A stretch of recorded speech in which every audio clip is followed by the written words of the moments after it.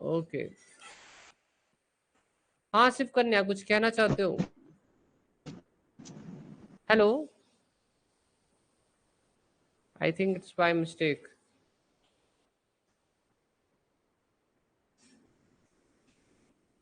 Okay, तो बच्चों हम लोग थे डिराक इक्वेशन पर,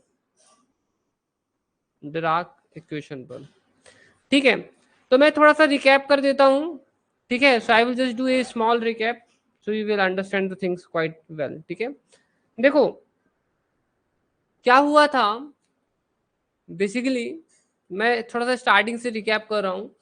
सबसे पहले क्या था, सबसे पहले हमारे पास कौन सा इक्वेशन था, स्क्रोडिंगर वेव इक्वेशन, जिसमें कि हम क्या सॉल्व करते हैं, हम सॉल्व करते हैं इसे, है ना, in which we solve this thing. तो इसमें हमारा क्या होता है, पी स्क्वायर अपॉन 2m होता है, प्लस वी ऑफ एक्स होता है। ठीक है, और ये हमारा साई होता है, ये होता है I H naught del upon del T psi. ठीक है, इसके बाद क्या हुआ था, क्योंकि ये क्या था, नॉन रिलेटिविस्टिक था, नॉन रिलेटिविस्टिक। ये नॉन रिलेटिविस्टिक इसलिए था क्योंकि इसमें जो काइनेटिक एनर्जी है वो आप देख सकते हो, इसका जो हैमिल्टोनियन है वो आप देख सकते हो कि नॉन रिलेटिविस्टिक है। फिर हमने क्या किया बेसिकली, मतलब क्लिन गॉर्डन इक्वेशन आया। क्लिन गॉर्डन इक्वेशन ने बोला कि आप हैमिल्टोनियन जो है उसको इस टाइप से लें। ठीक है, like this, P square C square plus M not square C की पावर 4। तो इसमें ये प्रॉब्लम थी कि अगर हम मोमेंटम का वैल्यू पुट करते हैं minus I del I H naught del, तो यहाँ पर पार्शियल डेरिवेटिव के ऊपर रूट आ जाता है तो प्रॉब्लम हो जाती है। तो यहाँ पर क्या किया गया था कि एच स्क्वायर को ई स्क्वायर के बराबर ले लिया गया था। ठीक है, और फिर उसके बाद क्या किया गया था, एच स्क्वायर और फिर ये साई का मल्टीप्लाई कर दिया गया था राइट हैंड साइड से। ठीक है, और फिर यहाँ पर इसे सॉल्व किया गया था इस टाइप से। ठीक है, so it was solve like this, P square C square plus, ठीक है, एम नॉट स्क्वायर सी की पावर 4, ठीक है, साई इक्वल्स टू, ठीक है, जो भी यहाँ एनर्जी है उसको पुट कर दिया गया था ई स्क्वायर साई। ठीक है, so I think you also remember this thing. ठीक है, तो इसे कर दिया गया था। इसमें प्रॉब्लम क्या आया था क्लिन गॉर्डन इक्वेशन में, कि हमारी एनर्जी जो थी एक पॉजिटिव एनर्जी थी और एक नेगेटिव एनर्जी आ रही थी, और साथ ही पर ये हमारा क्या था, हमारा प्रोबेबिलिटी डेंसिटी भी क्या था, पॉजिटिव या नेगेटिव आ रहा था। तो ये यहाँ पर प्रॉब्लम थी, है ना, so this was the problem. इस प्रॉब्लम को दूर करने के लिए किसने काम किया था, इस प्रॉब्लम को दूर करने के लिए क्लिन गॉर्डन ने काम किया था, क्लिन गॉर्डन। तो क्लिन गॉर्डन ने क्या किया था इस प्रॉब्लम को दूर करने के लिए, उसने सोचा कि शायद यहाँ पर प्रॉब्लम यहाँ पर है। ठीक है, उसको यहाँ पर कुछ प्रॉब्लम्स यहाँ पर दिखी, जैसे कि सबसे बड़ा प्रॉब्लम उसको यहाँ पर ये दिखा कि यहाँ पर जो एनर्जी का स्क्वायर है, और आप यहाँ पर देखिए, मतलब अगर मैं यहाँ पर एनर्जी का वैल्यू पुट कर दूं, है ना, so let me just put the value of the energy right now here. ठीक है, माइनस सॉरी, फिर ये हो जाएगा minus H naught square del two over del T square psi. तो क्लिन गॉर्डन को सॉरी डिराक को ये लगा कि यहाँ पर इसका डबल डेरिवेटिव है और यहाँ पर सिंगल डेरिवेटिव, शायद इस कारण से प्रॉब्लम आ रही होगी इन एनर्जीज में और और ये प्रोबेबिलिटी डेंसिटीज में। तो डिराक ने क्या सजेस्ट किया था, let's make a equation in which, ठीक है, इन विच यहाँ पर जो टाइम का डेरिवेटिव है वो सिंगल ऑर्डर का रहे। तो डिराक ने क्या किया, तो व्हाट डिराक डिड, डिराक ने बोला कि अपन अपना हैमिल्टोनियन, ठीक है, हैमिल्टोनियन तो वैसे ऐसा है जैसे कि आप देखोगे ये था, है ना, तो डिराक ने बोला कि हैमिल्टोनियन को सिंप्लीफाइड फॉर्म में लिखते हैं। ठीक है, तो उसने इस हैमिल्टोनियन को मॉडिफाई करके ऐसा बना दिया था। ठीक है, पी और सी, तो यहाँ पी और सी का डायमेंशन ये लिख दिया। ठीक है, यहाँ पर एम नॉट सी की स्क्वायर का डायमेंशन ये रख दिया। अब क्योंकि इन्होंने इसे सिंप्लीफाई कर दिया है तो कुछ ना कुछ कांस्टेंट तो रखने पड़ेंगे ताकि इक्वेशंस बैलेंस हो सके, डायमेंशनली तो कुछ भी इनकरेक्ट नहीं है। ठीक है, तो यहाँ उसने अल्फा लगा दिया, यहाँ पर बीटा लगा दिया, जो फुल फॉर्म में ऐसा होता है, C alpha X P X, ठीक है, C alpha Y P Y plus C alpha Z P Z, ठीक है, प्लस बीटा एम सी स्क्वायर, है ना, जिसे कि हम लोग शॉर्ट नोटेशन में ऐसे लिख सकते हैं, अल्फा वेक्टर नहीं है, ठीक है, पी वेक्टर है, अल्फा वेक्टर नहीं है, बीटा एम सी स्क्वायर। ठीक है, is that clear to you? यहां तक अपन लोगों ने कल किया था, यहां तक याद आ गया आपको कि डिराक ने जो हैमिल्टोनियन सजेस्ट किया था वो ये वाला हैमिल्टोनियन था। उसने बोला था कि इस हैमिल्टोनियन को लेकर आप स्क्रोडिंगर इक्वेशन बनाओ, ठीक है, और सॉल्व करो, शायद प्रॉब्लम सॉल्व हो जाएगी। तो डिराक ने सजेस्ट किया we should use this kind of Hamiltonian instead of that, instead of this Hamiltonian we should not use this Hamiltonian, we should use this Hamiltonian, this will solve the problem। ठीक है, यहां तक clear है सभी को? मुझे जल्दी comment करके बता दें बच्चों, यहां तक समझ में आ गया आप लोगों को? नमस्ते सूरज। ये मैंने कल बताया था आप लोगों को, कल तक ये चीजें समझाई थी आपको, अभी क्लियर है? आपको याद आ गया? ठीक है, हो जाता है सूरज, ठीक है, कोई बात नहीं, मैं आज करेक्ट कर दूंगा, हो जाएगा, ठीक है, क्लास के बाद। ठीक है, मैं एक बार, ठीक है, यहां तक क्लियर है सभी को? क्लियर है बच्चों? जल्दी बताओ।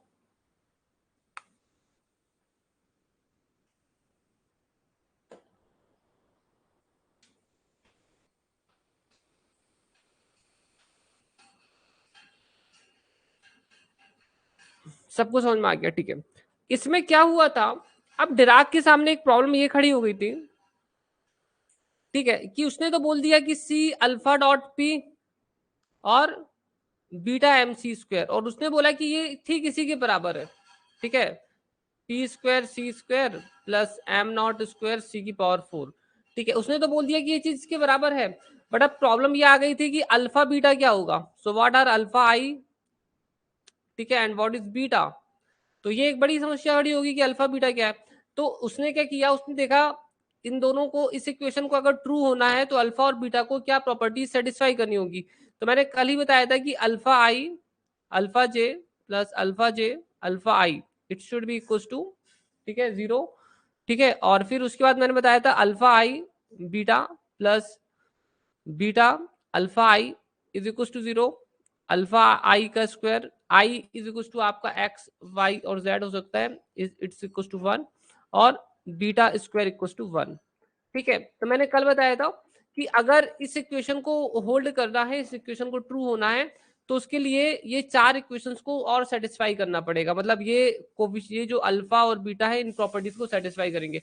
अब प्रॉब्लम ये आती है कि कोई भी नंबर इन प्रॉपर्टीज, इन चार इक्वेशंस को सेटिस्फाई नहीं कर सकता है, ठीक है, कोई एक नंबर, ठीक है, अगर हम बोलें कि अल्फा बीटा को कोई नंबर असाइन कर दें और वो इन प्रॉपर्टीज को सेटिस्फाई कर दे, तो वो इन प्रॉपर्टीज को सेटिस्फाई नहीं कर पाएगा। सो ये रिजल्ट जब इस पर वर्क किया गया मैथमेटिकली, तो ये पता चला कि पहली बात तो अब अल्फा और बीटा जो है ये दिस शुड बी मैट्रिक्स, ये मैट्रिक्स होनी चाहिए, और इनका ऑर्डर जो है 4x4 से कम नहीं होना चाहिए। ठीक है, तो ये मैट्रिक्स होंगी, इनका ऑर्डर 4x4 से कम नहीं होगा। ठीक है, और कोई भी मैट्रिक्स हो सकती है, ऐसा नहीं है कि कोई स्पेसिफिक मैट्रिक्स हो, कोई भी मैट्रिक्स जो इन चार इक्वेशंस को सेटिस्फाई कर दे वो आप इन्हें मान सकते हो। तो यहाँ पर जो सजेशन निकल कर आया, जो उन्होंने अपनी मैथमेटिक्स में किया, जिसे अभी हम फिलहाल नहीं करेंगे, तो उन्होंने बताया कि आप जो अल्फा है उसे इतना ले लो, ठीक है, अल्फा आई सिग्मा आई, ठीक है, और बीटा को ले लो आई माइनस आई। ठीक है, यहाँ पर क्या है, ठीक है, डोंट गेट कंफ्यूज, ये ना जो ओ लिखा है ना, that is the 2x2 0 matrix, ठीक है, नल मैट्रिक्स। आइडेंटिटी जो है वो 2x2 आइडेंटिटी मैट्रिक्स है, ठीक है, और सिग्मा तो सभी लोग जानते ही हैं, these are the Pauli matrix. ठीक है, तो उन्होंने बोला कि अगर आप अल्फा और बीटा को ये ले लेते हो तो ये चारों इक्वेशन सेटिस्फाई हो जाते हैं। तो कुल मिलाकर रिजल्ट ये बना कि हमारे जो अल्फा मैट्रिक्स होगी अब वो ये रहेगी, वो ये याद रखना है आपको, बीटा मैट्रिक्स हमारी ये रहेगी, ये याद रखना है, और डिराक हैमिल्टोनियन हमारा ये रहेगा, ये आपको याद रखना है। ठीक है बच्चों, यहां तक समझ में आ गया? मैंने कल बताया भी था ये सारी चीजें आप लोगों को। Is this clear to you? Clear?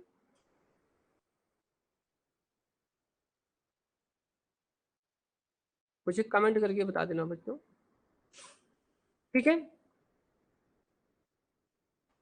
ठीक है, गुड। अब देखो, अपन अब पॉइंट पर आ जाते हैं कि अब हमें क्या करना है, सॉल्व करना है। What we want to solve, we want to solve this equation. पहले जो डिराक हैमिल्टोनियन है इसको लिख देते हैं। तो डिराक हैमिल्टोनियन हमारा है सी अल्फा डॉट पी, ठीक है, तो इसको लिख लो, अल्फा एक्स पी एक्स ठीक है, C alpha Y P Y plus C alpha Z P Z plus beta M सी स्क्वायर।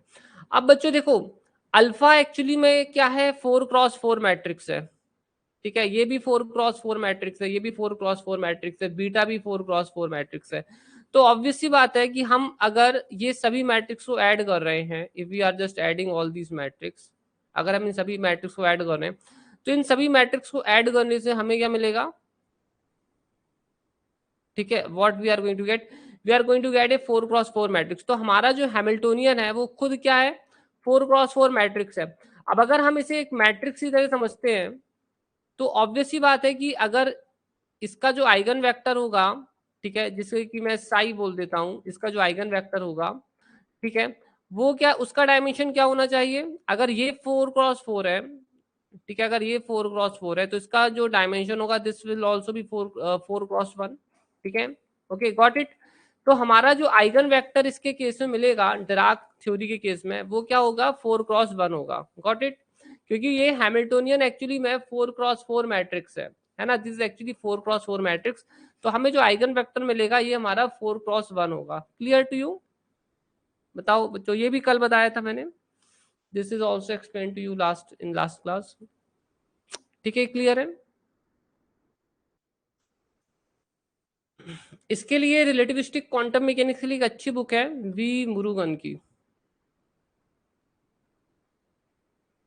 ठीक है, आप लोग अगर लाइब्रेरी से इशू करा सको तो पढ़ सकते हो इससे, वी मुरुगन। ठीक है, ओके, फाइन। अब पॉइंट ये आता है कि करें क्या। तो अब ये जो हैमिल्टोनियन है, हम सभी लोगों को मालूम है कि ये जो हैमिल्टोनियन हम लोग देख रहे हैं, दिस हैमिल्टोनियन, ये एक फ्री पार्टिकल का हैमिल्टोनियन है, इसमें पोटेंशियल एनर्जी 0 है। तो इसका जो वेव फंक्शन होगा, वो वेव फंक्शन होना चाहिए एक फ्री पार्टिकल का वेव फंक्शन। तो फ्री पार्टिकल के वेव फंक्शन में क्या होता है, ई आई, ठीक है, P dot are minus E T upon H not. अब ये प्रॉब्लम है कि अब ये 4x1 कैसे बनेगा? तो यहां पर हम एक वेक्टर लगा देते हैं, मतलब कॉलम मैट्रिक्स, जिसका जो कि एक्चुअली में क्या है, 4x1 है। ठीक है, और एक नॉर्मलाइजेशन कांस्टेंट लगा देते हैं।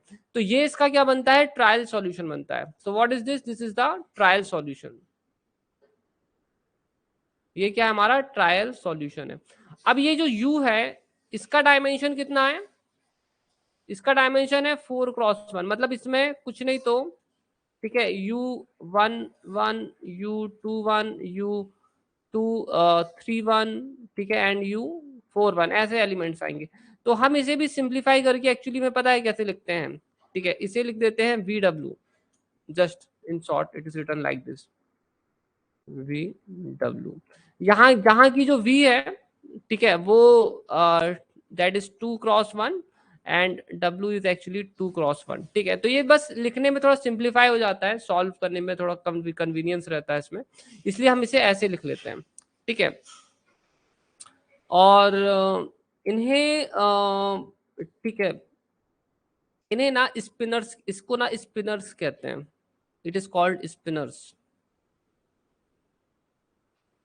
अब इसे स्पिनर्स क्यों कहते हैं ना, ये थोड़ी देर में आपको क्लियर होगा। ठीक है, not right now, you will understand why it is called spinner, you will understand it later. ठीक है, फिलहाल में तो आप ध्यान रखना कि यू मैट्रिक्स को हम ऐसे लिख सकते हैं, सो इट इज स्टिल 4x1, इसमें 4 एलिमेंट्स होंगे।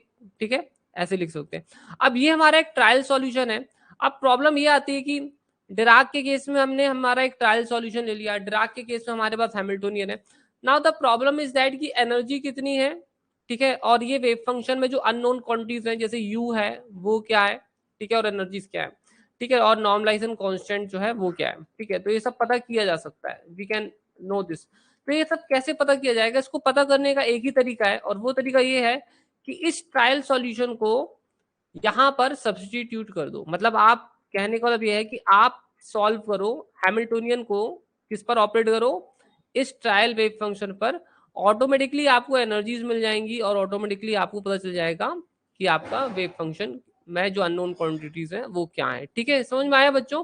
तो इसका जो तरीका है वो यही है कि आप डायरेक्टली इस वेव फंक्शन को इस इक्वेशन पर डाल दें और सॉल्व कर दें, चीजें अपने आप जो है पता चल जाएंगी। ठीक है, गॉट इट। तो यहां पर इसे पुट करके सॉल्व किया जा सकता है। ठीक है, इट्स नॉट डिफिकल्ट। ये सब बुक में इन सभी चीजों का डेरिवेशन एक्चुअली में किया गया है। ठीक है, बट मैं यहाँ पर आपको डायरेक्टली लास्ट रिजल्ट्स बताऊंगा कि लास्ट रिजल्ट्स क्या मिलते हैं। ठीक है, क्योंकि derivation will become too long, तो मैं आपको डायरेक्टली लास्ट रिजल्ट्स बता देता हूँ, बता दूंगा। ठीक है, यहाँ तक समझ में आ गया है आप लोगों को? मुझे कमेंट कर दें, is this clear to you till here? यहाँ तक क्लियर है?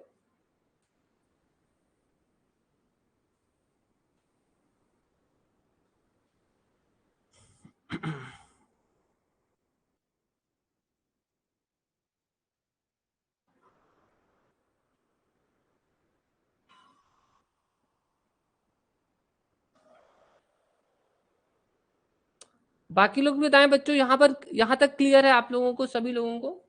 मुझे थोड़ा कमेंट कर दें।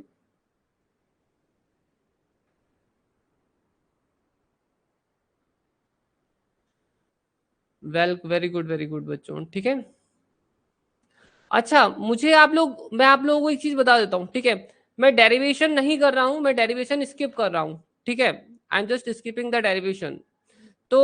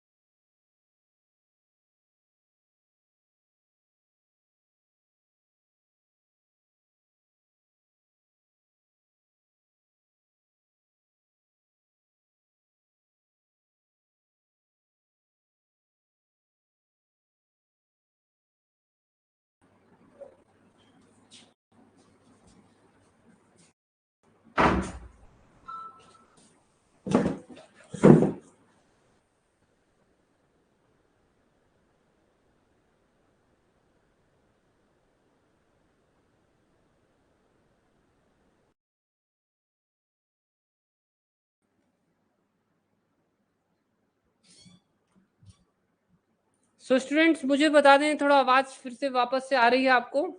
ठीक है, समथिंग वेंट रॉन्ग एक्चुअली। थोड़ा मुझे बता दें, is everything right now fine?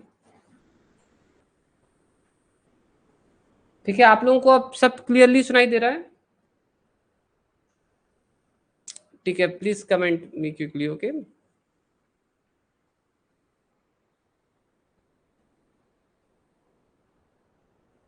आप क्लियर है? गुड गुड, ऑल राइट ना, ठीक है फाइन।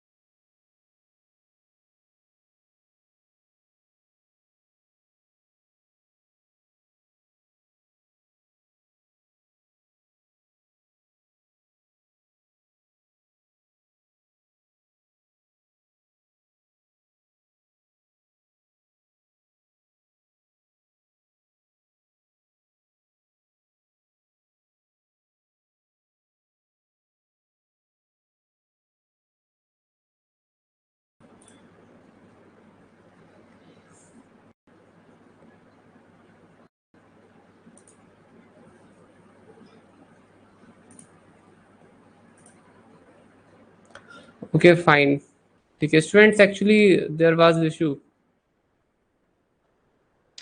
ठीक है। I think students now everything is working perfect, ठीक है। अब सब ठीक है, ठीक है, अब मुझे सब क्लियर दिख रहा है। सर अगर टाइम इंडिपेंडेंट हो, ठीक है मैं समझ गया, ठीक है। ओके बच्चों, मैं कंटिन्यू करूं? Now things are working fine, should I now continue? ठीक है ओके, चलो मैं बता रहा हूँ आपको, सब कुछ बता रहा हूँ, everything I am going to tell you, ठीक है। ठीक है जोश्री, अब देखो यहाँ पर आप जो पूछ रहे हो ना एनर्जी के बारे में, ठीक है, आप पूछ रहे हो कि एनर्जी का क्या है, ठीक है। सिस्टम एनर्जी टाइम डिपेंडेंट लेना है या टाइम इंडिपेंडेंट लेना है, जैसा कि मैं यहाँ देख सकता हूँ आपने क्या लिखा, अगर टाइम डिपेंडेंट है तो ये आइगन वैल्यू इक्वेशन कैसे होगा, और हो जाता है टाइम डिपेंडेंट में दोनों चीजें होती हैं, टाइम डिपेंडेंट में जोश्री दोनों चीजें होती हैं, ठीक है, वो बेसिक्स है, ठीक है, दैट्स द बेसिक्स, ठीक है।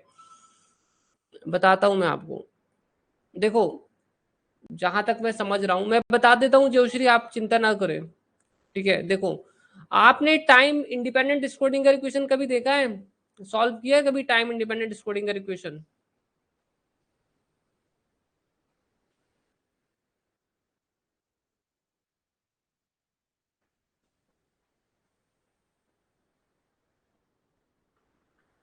इसको सॉल्व करने पर दो पार्ट्स बन जाते हैं, ठीक है। इसे सॉल्व करने से ना ऑटोमेटिकली, अगर ये टाइम इंडिपेंडेंट हो तो एक टाइम इंडिपेंडेंट स्कोरिंगर इक्वेशन क्रिएट हो जाता है, और एक टाइम पार्ट सेपरेट हो जाता है, दो पार्ट्स क्रिएट हो जाते हैं, ठीक है। एक टाइम पार्ट अलग हो जाता है और एक वो वाला पार्ट अलग हो जाता है।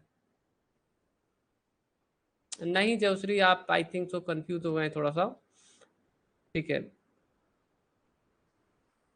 ठीक है, नहीं नहीं आप नहीं समझ रहे, देखो मैं बताता हूँ, टाइम इंडिपेंडेंट स्कोरिंगर इक्वेशन को सॉल्व करने से जोश्री दोनों चीजें हो जाती हैं, ठीक है। अभी आप एक काम करो, होल्ड करो, ठीक है, मैं आपको लास्ट में बताऊंगा, उसके लिए आपको क्या है ना डिटेल में समझाना पड़ेगा मुझे लग रहा है, ठीक है, उसके लिए आपको थोड़ा डिटेल में मुझे समझाना पड़ेगा, तो मैं आपका डाउट जो है ना लास्ट में क्लियर कर दूंगा, ठीक है, एंड में, ठीक है। तो मुझे उसके लिए आपको डेरिवेशन दिखाने पड़ेंगे, ठीक है, तो वेट करो अभी थोड़ा सा, ठीक है जोश्री, डोंट वरी, मैं आपका डाउट समझ गया हूँ, नो नो इशू, मैं समझ गया हूँ अनिकेत, डोंट वरी। बच्चों तो हम यहाँ पर आपको क्या बता रहे थे, हाँ हाँ बिल्कुल, तो मैं आपको यहाँ पर क्या बता रहा था कि अगर हम हमारे वेव फंक्शन को इसमें पुट करते हैं तो हमें यहाँ से एनर्जी भी मिल जाती है, ये भी मिल जाता है, और नॉर्मलाइजेशन कांस्टेंट हम नॉर्मलाइज करके पता कर लेते हैं। तो मैं यहाँ पर क्या करूंगा, ठीक है, हमारा ये जो वेव फंक्शन है हम इसको यहाँ पर पुट कर देंगे और सॉल्व करेंगे, ठीक है, we will just put that and we will just solve, तो हमें यहाँ पर क्या है वेव फंक्शन मिल जाएगा और एनर्जी भी मिल जाएगी, so we will get the energy also and we will get the wave function also, ठीक है। तो चलो इस पेज में लिखते हैं, ठीक है, देखो यहाँ पर, सो हमारा डिराक हैमिल्टोनियन था C alpha dot P plus beta M सी स्क्वायर, इससे हमारा बनता है ये इक्वेशन, ठीक है, वी गेट दिस इक्वेशन, जहां की ये आपका टाइम डिपेंडेंट ऑपरेटर है, where it is time dependent operator, so let me just write it completely, तो ये आपका हो जाएगा सी, ठीक है, अल्फा डॉट पी, ठीक है, plus beta M C square, ये आपका वेव फंक्शन है यहाँ पर, ये आपका है I H naught del upon del T, ठीक है, एंड साइड, अगर हम इसे सॉल्व करेंगे तो हमें जो एनर्जी मिलती है ऑन सॉल्विंग, ठीक है। अब आप लोग सोच रहे होंगे कि सर जो है डिटेल में सॉल्व क्यों नहीं कर देते इसको, यार कर देंगे डिटेल में सॉल्व, कोई प्रॉब्लम नहीं है, बट वो आपके नेट एग्जाम के लिए इंपॉर्टेंट नहीं है, क्योंकि नेट एग्जाम के लिए आपको लास्ट रिजल्ट ही याद रखने पड़ेंगे, और डेरिवेशन थोड़ा सा लेंथी है, ठीक है, derivation is bit lengthy, so that's why I am not doing that right now, ठीक है। तो अगर आप इसे सॉल्व करते हैं यहाँ पर वैल्यूज पुट करके, तो आपको क्या मिलता है, तो आप लोग रेडी हैं मैं डायरेक्टली रिजल्ट समझा दूं आपको कि डेरिवेशन करना है, जैसा आप लोग बोले, अगर आप बोलेंगे तो हम डेरिवेशन भी करा देंगे आपको, there is no problem, if you will say we can do the derivation also, ठीक है, बट अगर आप बोले तो मैं डायरेक्टली रिजल्ट समझा देता हूँ, ठीक है, रिजल्ट एक्सप्लेन कर दूंगा, और अगर आप लोग बोलेंगे तो हम डेरिवेशन भी करा देंगे, ठीक है। आप लोग एग्री हैं अभी रिजल्ट्स के लिए, रिजल्ट समझा देता हूँ, सूरज, मुझे आपका तो पता है, आपको तो डेरिवेशन ही करना है, मुझे मालूम है। ठीक है, बाकी लोग बताएं और क्या चाहते हैं।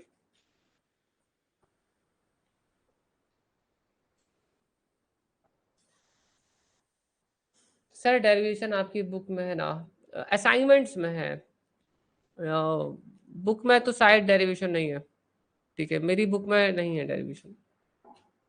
डेरिवेशन आपको वी मुरुगन की बुक में मिलेगा। ठीक है, मैंने अपनी बुक में रिजल्ट्स एक्सप्लेन किए हैं डायरेक्टली।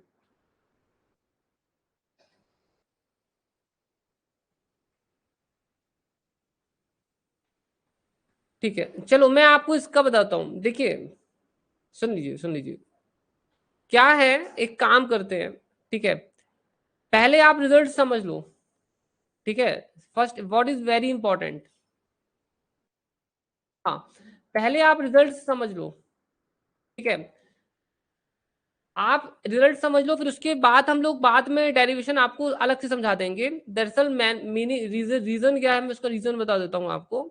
अगर आप डेरिवेशन के चक्कर में पढ़ोगे तो भूल जाओगे कि हम पढ़ क्या रहे हैं। ठीक है, सीधा सीधा 1 घंटा डेरिवेशन के में ही चला जाएगा और आप भूल जाओगे कि हम पढ़ क्या रहे हैं।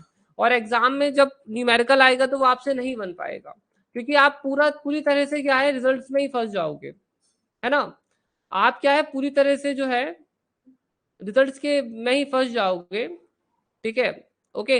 इसलिए रिजल्ट्स के चक्कर में मैं आपको मतलब सॉरी, मैं आपको क्या बोल रहा हूँ, आप डेरिवेशन में पूरी तरह से फंस जाओगे और आप जो है ना न्यूमेरिकल सॉल्व नहीं कर पाओगे। मैं आपको ये भी बता देता हूँ, अगर आप डेरिवेशन के चक्कर में गए तो इसकी डेरिवेशन 3-4 पेज में होगा, और 3-4 पेज में जब डेरिवेशन होगा तो आप भूल जाओगे कि डिराक इक्वेशन क्या था, डिराक हैमिल्टोनियन क्या था, और सब चीज दिमाग से निकल जाएगी और एग्जाम में फिर वही डेरिवेशन रहेगा याद, रिजल्ट्स याद नहीं रहेंगे।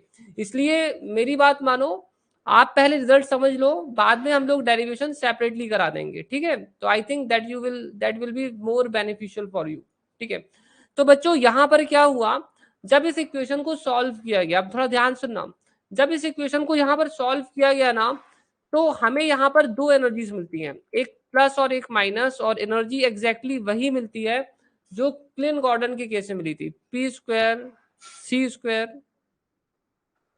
प्लस m0² c⁴ ये मिलता है जब यहाँ पर डेरिवेशन किया गया डिराक के द्वारा।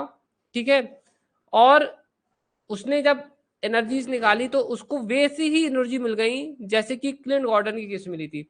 तो यहाँ पर जो था डिराक फंस गया, मतलब डिराक ने जो चीज सोची थी कि हमें सिंगल, हम अगर यहाँ पर टाइम का सिंगल डेरिवेटिव लेंगे तो ये चीज प्रॉब्लम सॉल्व हो जाएगी, तो ये प्रॉब्लम सॉल्व नहीं हुई। ठीक है, सो स्टिल नेगेटिव एनर्जीज अभी भी आ रही हैं। ठीक है, इसके बाद डिराक ने क्या किया, डिराक ने इस इक्वेशन को फॉर्मुलेट किया, ये हमारा इक्वेशन ऑफ कंटिन्यूटी है। और जब इस इक्वेशन को फॉर्मुलेट किया और कंपेयर किया तो उसको यहाँ पर एक और चीज पता चली। ठीक है, और वो चीज ये पता चली, बताता हूं मैं आपको। उसको ये पता चला कि जो रो है वो है इतना। ठीक है, और प्रोबेबिलिटी करंट डेंसिटी जो है वो इतनी मिलती है। ठीक है, ये दो रिजल्ट्स बहुत इंपॉर्टेंट है डिराक के, these two results are very important for Dirac. ठीक है, इस पर क्वेश्चंस आते हैं, वेरी वेरी इंपॉर्टेंट। तो डिराक थ्योरी के अकॉर्डिंग अगर आप देखें तो आपका जो प्रोबेबिलिटी है, डेंसिटी है, ठीक है, वो तो नॉन रिलेटिविस्टिक के ही तरह है। ठीक है, तो इट इज फाइन, तो ये वाली प्रॉब्लम सॉल्व हो गई। तो जो डेंसिटी वाली प्रॉब्लम थी वो क्या हो गई, सॉल्व हो गई, है ना। तो इसके साथ कोई प्रॉब्लम नहीं है। बट आप देखोगे कि एक प्रॉब्लम सॉल्व हुई तो दूसरी प्रॉब्लम क्रिएट हो गई, है ना। बट ये जो दूसरा वाला है जो हमारे नॉन रिलेटिविस्टिक से मैच नहीं कर रहा है, उसमें कोई प्रॉब्लम नहीं है। ठीक है, क्योंकि करंट डेंसिटी पॉजिटिव हो नेगेटिव हो कुछ भी हो, उससे कोई प्रॉब्लम नहीं होता। तो ये हमारी प्रॉब्लम तो नहीं है, बट हाँ ये थोड़ा सा डिफरेंट मिल रहा है नॉन रिलेटिविस्टिक से, ये बात जरूर है। तो हमारी जो मेन प्रॉब्लम थी कि हमारी जो प्रोबेबिलिटी डेंसिटी है वो पॉजिटिव डेफिनेट नहीं थी क्लिन गॉर्डन केस में, ये प्रॉब्लम यहाँ पर सॉल्व हो गई। बट यहाँ पर जो पहली प्रॉब्लम थी वो अभी भी सॉल्व नहीं हुई है, अभी भी एनर्जीज नेगेटिव आ रही है। ठीक है, still the energies are negative. ठीक है, क्लियर है आपको। मैं वो फिर से बता देता हूँ कि even by Dirac Hamiltonian energies are positive और नेगेटिव, तो फ्री पार्टिकल की एनर्जीज अभी भी जो है पॉजिटिव है और नेगेटिव है, still the energies are free particles, energies of free particle is positive और नेगेटिव। हाँ, एक प्रॉब्लम सॉल्व हो गई है और वो प्रॉब्लम ये है कि हमारा जो प्रोबेबिलिटी डेंसिटी है वो अब पॉजिटिव है, that is now positive definite. तो ये प्रॉब्लम सॉल्व हो गई, बट ये प्रॉब्लम सॉल्व नहीं हुई। Did you got it? ये चीज समझ में आई? ये तब मिला जब हमने डिराक इक्वेशन को सॉल्व किया, this is called Dirac equation. तो जब हमने डिराक रिलेटिविस्टिक इक्वेशन को सॉल्व किया तो ये चीज हमें पता चली। Is that clear to you? समझ में आया बच्चों? जब हम सॉल्व किए तो यहां पर भी नेगेटिव एनर्जी मिल रही है, बट यहां पर जो है प्रोबेबिलिटी डेंसिटी सही हो गई है। ठीक है, अब क्या हुआ आगे? Now what happened further? तो अब यहाँ पर जो नेक्स्ट पॉइंट आया, ठीक है, कि वेव फंक्शन क्या मिले। ठीक है, अभी हमने वेव फंक्शन नहीं बताया आपको, वेव फंक्शन क्या मिले। तो यहाँ पर कितने वेव फंक्शन मिलने चाहिए, पॉइंट ये आता है कि हमें यहाँ पर कितने वेव फंक्शन मिलने चाहिए। तो देखो हमारा यहाँ पर अगर आप देखोगे तो हमारा जो डिराक हैमिल्टोनियन है, ठीक है सर, ये सब क्वांटम फील्ड थ्योरी में आता है ना? नहीं, क्वांटम फील्ड थ्योरी में नहीं है, ये अलग है अनिकेत। ठीक है, तो हमारा जो डिराक इक्वेशन था, आप इसको थोड़ा ध्यान से देखिए। अगर आप इसे ध्यान से देखेंगे तो आपको पता चलेगा कि it is A 4x4 matrix, जैसे कि मैंने बताया, and it is 4x1 matrix.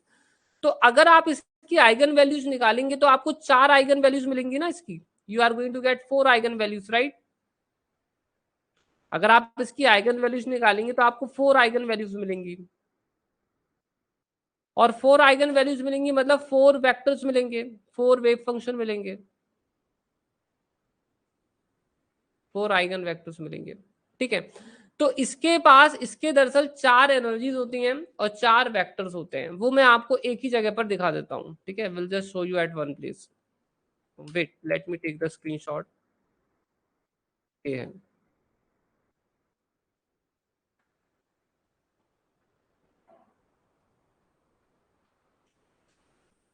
हम्म, तो आप देख सकते हो 4 वेक्टर्स ये मिलते हैं। पहला वेक्टर, ठीक है, दूसरा वेक्टर, तीसरा वेक्टर और ये चौथा वेक्टर। अब हमारे पास क्या है, एनर्जी यहाँ पर क्या है, पॉजिटिव पॉजिटिव है, positive energy positive energy. EP का मतलब है, ठीक है, root over P square C square M not square C की पावर 4। ठीक है, तो यहाँ ये पॉजिटिव है, ये यहाँ पॉजिटिव है और ये यहाँ नेगेटिव है। इसका मतलब है minus root over P square C square plus M not square C की पावर 4। इसका मतलब है माइनस, ठीक है, इसका मतलब है minus root over P square C square plus M not square C की पावर 4। ठीक है, अब यहां पर आप देखोगे कि इसके लिए हमारे पास एक वेव फंक्शन ये है। ठीक है, आप देखोगे एक वेव फंक्शन हमारे पास ये हो गया और एक वेव फंक्शन हमारे पास ये हो गया। इन दोनों वेव फंक्शन में डिफरेंस क्या है? दरअसल डिफरेंस यहाँ पर है काई वन पर, यहाँ पर काई वन है और यहाँ पर काई टू है। अब आप बोलोगे सर ये काई वन क्या है? दरअसल जो काई वन है वो 1 0 लेता है और काई टू जो है वो होता है 0 1। ये दरअसल कोई भी वेक्टर्स हो सकते हैं, they should be orthonormalized, है ना, ये ऑर्थो नॉर्मल होने चाहिए and they should be independent of each other. तो आप काई वन काई टू को कुछ भी ले सकते हो, they should be just orthonormalized and they should be independent of each other. ठीक है, तो आप देख सकते हो कि यहाँ मिलता है। अब नेगेटिव एनर्जी के लिए हमें यहाँ पर क्या मिलता है, जब हम इस पर आते हैं तो हमें ये इक्वेशंस मिलते हैं नीचे वाले। ठीक है, one second, and then we get this equations. So यहाँ पर बता रहा हूँ मैं आपको क्या मिलेगा। ठीक है, so in this case, below case आपको ये मिल रहा है।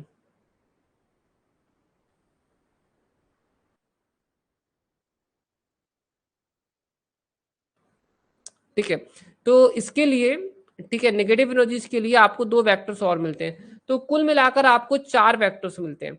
यहां पर आप ये जो क्वांटिटी देख रहे हो ना, this quantity, this is called you. ठीक है, इस ये यू है आपका, और ये इक्वेशन इसी फॉर्म में है। ठीक है, और एन आपका नॉर्मलाइजेशन कांस्टेंट है। तो आप इसका फॉर्म अगर चेक करते हैं अच्छे से तो आपको पता चलेगा N, this is a normalization constant, जिसे हमने ए बोला था, u हमारा वेक्टर है, आप देख सकते हो कि ये 4 into 1 वेक्टर है, क्लियरली देख सकते हो, ठीक है।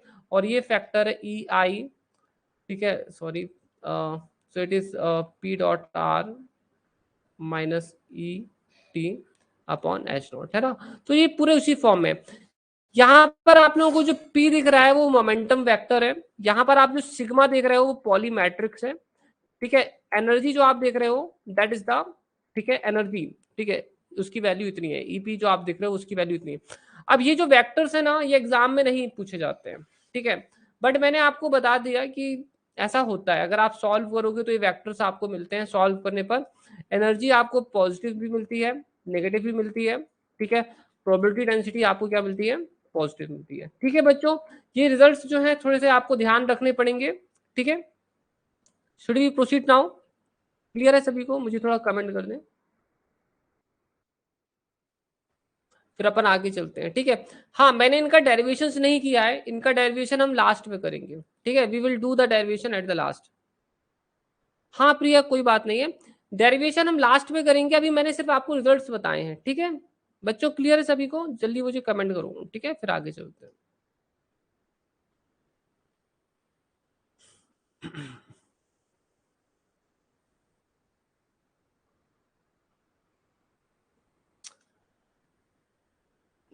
ठीक है, बी फास्ट, ओके। अभी हमने सिर्फ रिजल्ट्स पर बात की है sir, eigen vectors note down करना है नहीं, ये इंपॉर्टेंट नहीं है, ये एग्जाम में नहीं आता है, ये तो सिर्फ आपको बताने के लिए है। आपको एग्जाम के लिए क्या याद रखना है मैं आपको बताता हूँ। एग्जाम में आपको ये याद रखना है, एग्जाम में ये आता है, ये इंपॉर्टेंट है, ये आपके एग्जाम में आता है, आपके एग्जाम में ये आता है, ये याद रखना है बस।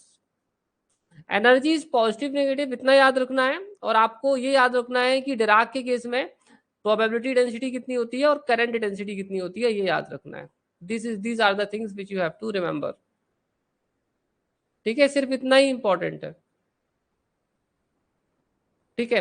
वेक्टर्स नोट करने की जरूरत नहीं है, ठीक है, वो तो मैंने आपको बता दिया कि ये इतना मिलता है, ठीक है, सॉल्व होने पर वेक्टर याद रखने की जरूरत नहीं है, ठीक है, बस समझना है आपको, you just have to understand, ठीक है, क्लियर टू यू। चलिए फिर आगे बच्चों।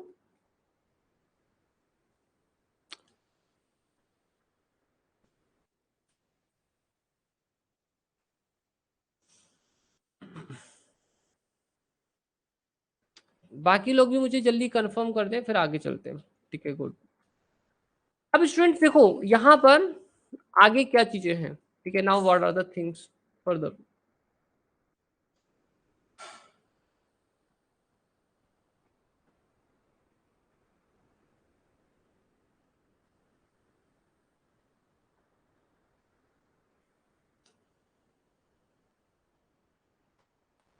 सो यहाँ पर अब डिराक आता है, डिराक का एक्सप्लेनेशन, ठीक है, Dirac explanation for negative energies,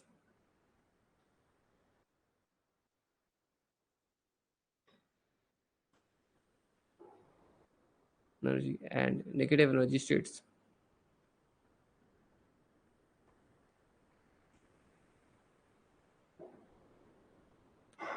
देखो क्या है, क्लिन गॉर्डन के केस में क्या हुआ था, क्लिन गॉर्डन के केस में यह हुआ था कि नेगेटिव एनर्जी जब मिली थी तो क्लिन गॉर्डन ने उसे एक्सप्लेन नहीं किया था, ठीक है, छोड़ दिया था, वहीं पर छोड़ दिया था, बोला अब समझ में नहीं आ रहा है क्या हो रहा है। बट डिराक इस टाइप का नहीं था, डिराक ने बोला अगर नेगेटिव एनर्जी मिल रही है तो इसका कोई ना कोई मीनिंग तो होगा। ओके ओके, ठीक है समृति, चेक, टेक केयर, ओके, कोई बात नहीं। तो डिराक ने क्या किया था, डिराक ने बेसिकली जो नेगेटिव एनर्जीज उन्हें मिली थी, ठीक है, नो नो नो, अभी पॉज नहीं है सूरज, नो पॉज, नो पॉज, ठीक है,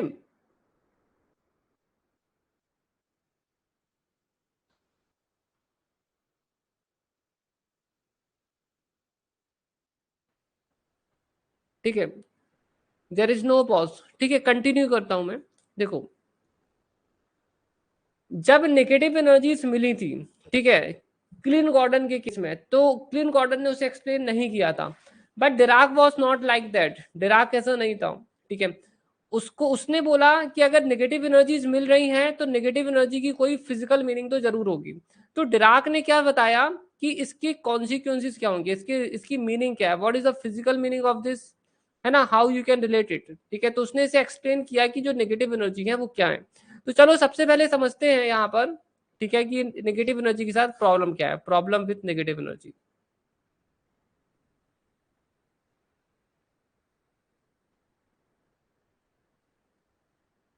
देखो एक्चुअली में हमारा जो हैमिल्टोनियन है, डिराक हैमिल्टोनियन, ठीक है, जो हमने यहाँ पर देखा है सी अल्फा डॉट पी, ठीक है, प्लस बीटा एम सी स्क्वायर। दरअसल ये जो हैमिल्टोनियन है ये एक फ्री पार्टिकल का हैमिल्टोनियन है। किसका हैमिल्टोनियन है? फ्री पार्टिकल का। अब ये जो फ्री पार्टिकल का हैमिल्टोनियन है, तो हमें इससे मिलने वाली जो एनर्जी होगी वो हमेशा पॉजिटिव होनी चाहिए, क्यों हम जानते हैं कि काइनेटिक एनर्जी या तो हमारी P square upon two M होती है, या तो ये होती है एम माइनस एम नॉट सी स्क्वायर, दोनों में से कोई एक ही होगी, है ना, रिलेटिविस्टिक होगी तो ये, नॉन रिलेटिविस्टिक होगी तो ये, बट दोनों ही केसेस में इट इज ऑलवेज पॉजिटिव। तो हमें जो डिराक से मिलने वाली एनर्जी है वो क्या मिल रही है? नेगेटिव मिल रही है, प्लस भी मिल रही है, माइनस भी मिल रही है। तो यहाँ पर जो है एक प्रॉब्लम ये आती है कि पार्टिकल की एनर्जी नेगेटिव कैसे हो सकती है ना। अब पॉइंट ये आता है कि हम इसे छोड़ भी नहीं सकते हैं, है ना, नेगेटिव एनर्जी को हम छोड़ नहीं सकते। क्यों नहीं छोड़ सकते? क्योंकि अगर हम नेगेटिव एनर्जी को छोड़ते हैं तो हमारे नेगेटिव एनर्जी सॉल्यूशंस भी छूट जाएंगे, जैसे कि आप यहाँ देख सकते हो। अगर हम नेगेटिव एनर्जी को छोड़ते हैं तो हमें हमारा क्या होगा, नेगेटिव एनर्जी सॉल्यूशंस भी छोड़ने पड़ेंगे। और अगर हमें हमारे नेगेटिव एनर्जी सॉल्यूशन छोड़ने पड़ गए तो हमारा कंप्लीट सेट बन ही नहीं पाएगा। और अगर कंप्लीट सेट नहीं बन पाएगा तो हम हमारी स्टेट को ऐसे लीनियर कॉम्बिनेशन के फॉर्म में एक्सप्रेस नहीं कर पाएंगे, है ना, आप समझ रहे हो, in the form of linear combination of all the wave function all the possible states, हम वैसे एक्सप्रेस कर ही नहीं पाएंगे अगर हम हमारी नेगेटिव एनर्जीज को छोड़ देते हैं। तो पॉइंट ये आ गया कि हम हमारी नेगेटिव एनर्जीज को नहीं छोड़ सकते हैं, ठीक है, क्योंकि अगर नेगेटिव एनर्जी को छोड़ेंगे तो क्या होगा, हमारे वेव फंक्शन भी छूट जाएंगे। So we have to include the negative energies also. और यहाँ पर एक प्रॉब्लम ये है कि फ्री पार्टिकल की एनर्जी कभी भी नेगेटिव होती नहीं है, even experimentally it is always observe to be positive. तो अब पॉइंट ये आ गया कि क्लिन गॉर्डन ने, मतलब अब पॉइंट ये आता है कि अब नेगेटिव एनर्जी को समझाएं तो समझाएं कैसे, how to explain the negative energy. तो अब क्वेश्चन आ गया, how to explain this negative energy, explain this negative energy. तो इस नेगेटिव एनर्जी को हम लोग कैसे एक्सप्लेन करें, how to explain these negative energies, ठीक है। तो सबसे पहले हमें यहाँ पर नेगेटिव एनर्जी का के कारण होने वाले जो इनस्टेबिलिटी है उसे समझना पड़ेगा, ठीक है। So let's try to understand. देखो हमारे पास दो एनर्जीज हैं, एक पॉजिटिव एनर्जी और एक नेगेटिव एनर्जी। पॉजिटिव एनर्जी जो है वो है हमारी रूट ओवर, ठीक है, P square C square M not square C की पावर 4। तो जो पॉजिटिव एनर्जी है उसकी सबसे लोवेस्ट वैल्यू क्या हो सकती है, प्लस एम नॉट सी स्क्वायर, है ना, अगर मोमेंटा जीरो होता है तो, है ना। तो ये सबसे लोवेस्ट एनर्जी है। फिर इसके बाद एनर्जी बढ़ेगी, है ना, देन द एनर्जीज, जैसे जैसे मोमेंटम बढ़ेगा energies will go on increasing. ये समझ में आया आपको? जो सबसे लोवेस्ट एनर्जी है वो क्या है, एम सी स्क्वायर है, got it, m naught C square. समझ में आया ये चीज आपको, कि जो पॉजिटिव एनर्जी होती है उसकी सबसे लोवेस्ट एनर्जी क्या होती है, इतनी होती है। Did you got it? ठीक है। अब देखो नेगेटिव की सबसे लोवेस्ट एनर्जी क्या होती है। अगर हम नेगेटिव एनर्जी की बात करें तो नेगेटिव एनर्जी हमारी ये है, minus root over P square C square M not square C की पावर 4। अब अगर हम यहाँ देखें तो सबसे हाईएस्ट एनर्जी कब मिलेगी, जब मोमेंटम जीरो होगा, है ना। तो अगर मोमेंटम जीरो होता है तो इसकी सबसे हाईएस्ट वैल्यू मिलेगी माइनस एम नॉट सी स्क्वायर, ये सबसे हाईएस्ट एनर्जी है। इसके बाद एनर्जीज क्या होंगी, डिक्रीज होंगी, जैसे जैसे मोमेंटम की वैल्यू बढ़ती जाएगी एनर्जीज डिक्रीज होती जाएंगी। So it will go to minus infinity after some time. ये समझ में आया आपको? अब यहां पर एक चीज देखोगे कि बीच में एक गैप है, ये जीरो एनर्जी है जो कि पार्टिकल ले ही नहीं रहा है, ठीक है। और आप देख सकते हो so this is a gap, there is a forbidden gap.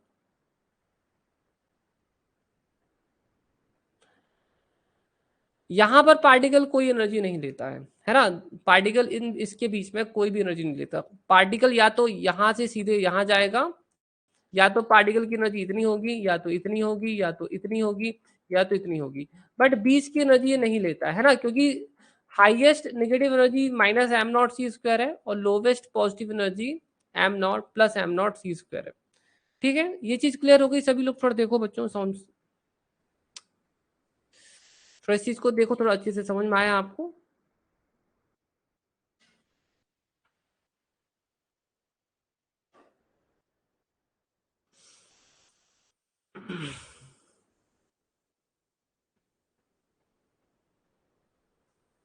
ठीक है, अब चलो मैं यहाँ आपको बताता हूँ। अब प्रॉब्लम ऑफ अनस्टेबिलिटी क्रिएट होती है यहाँ, ठीक है। So let me just write problem of instability.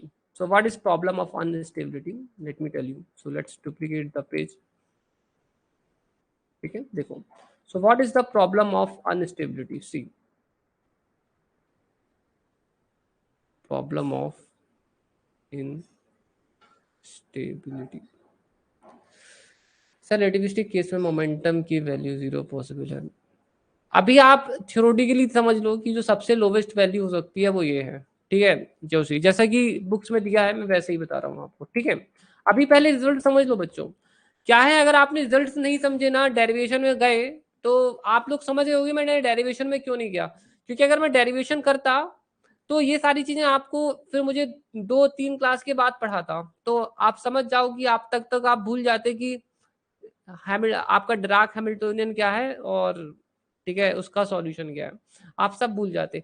इसलिए सबसे पहले रिजल्ट समझना है, उसके बाद डेरिवेशन तो हो ही जाएगा, वो कोई बड़ी बात नहीं है डेरिवेशन करना। ठीक है, वैसे भी एग्जाम में आपको डेरिवेशन करने के लिए नहीं आने वाला है। ठीक है, ओके।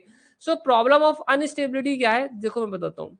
तो अपन यहाँ पर क्या करेंगे, हम यहाँ इलेक्ट्रॉन्स को ऐसे पार्टिकल एज्यूम करेंगे, we will assume that we have lots of electrons. ठीक है, और यहाँ पर अब हम यहाँ क्या करने वाले हैं, और वैसे भी डिराक थ्योरी जो है फर्मियंस के लिए है। ठीक है, it is not for bosons, it is for fermions. ठीक है, it is for fermions like electron, it is not for boson. ठीक है, अब देखो मैं यहाँ समझाता हूँ आपको क्या प्रॉब्लम है। अब अगर आप देखो कि अगर ये नेगेटिव एनर्जी है तो ये तो ग्राउंड स्टेट की तरह बिहेव करेगी। ठीक है, और ये एक्साइटेड स्टेट की तरह बिहेव करेगा। इतना पार्ट अगर आप देखो तो this part will behave like excited state. और अगर ऐसा होगा तो सारे इलेक्ट्रॉन्स ग्राउंड स्टेट में चले जाएंगे, है ना, सारे इलेक्ट्रॉन्स यहाँ चले जाएंगे, ग्राउंड स्टेट में चले जाएंगे। तो अगर ऐसा होता है कि अगर नेगेटिव एनर्जी स्टेट्स होती हैं, ठीक है, नेगेटिव एनर्जीज होती हैं, नेगेटिव एनर्जी स्टेट्स होती हैं, तब तो सारे इलेक्ट्रॉन्स क्या हो जाएंगे, ग्राउंड स्टेट में जाकर ट्रांजिशन कर लेंगे, और हमें तो कोई भी पॉजिटिव एनर्जी इलेक्ट्रॉन दिखेगा ही नहीं दुनिया में। मगर ऐसा तो नहीं होता है, पॉजिटिव एनर्जी इलेक्ट्रॉन्स तो होते हैं, वो हमने देखा भी है ना। तो ये प्रॉब्लम है, आप समझ रहे हो। So no electron will be left then, है ना, आप समझ रहे हो, then no electrons will be left, left here, है ना, क्योंकि सारे इलेक्ट्रॉन्स कहां पर ट्रांजिशन कर गए, ग्राउंड स्टेट में। तो इस हिसाब से अगर हम नेगेटिव एनर्जी स्टेट्स को एज्यूम कर लें कि वो चलो एग्जिस्ट करती हैं, नेगेटिव एनर्जी स्टेट्स अगर एग्जिस्ट करती हैं, नेगेटिव एनर्जीज भी हैं, तब तो सारे इलेक्ट्रॉन्स नीचे चले जाएंगे और कोई भी फ्री इलेक्ट्रॉन बचेगा ही नहीं, जबकि फ्री इलेक्ट्रॉन्स होते हैं। तो इस हिसाब से इस तरह से क्या हो गया, नेगेटिव एनर्जीज और नेगेटिव एनर्जी स्टेट के साथ एक इनस्टेबिलिटी की प्रॉब्लम क्रिएट होती है। समझ में आया प्रॉब्लम ऑफ इनस्टेबिलिटी क्या है? Did you got it? और इसको हम जो ये नेगेटिव एनर्जी स्टेट्स दिख रही हैं इसी को कहते हैं नेगेटिव एनर्जी सी, नेगेटिव एनर्जी सी।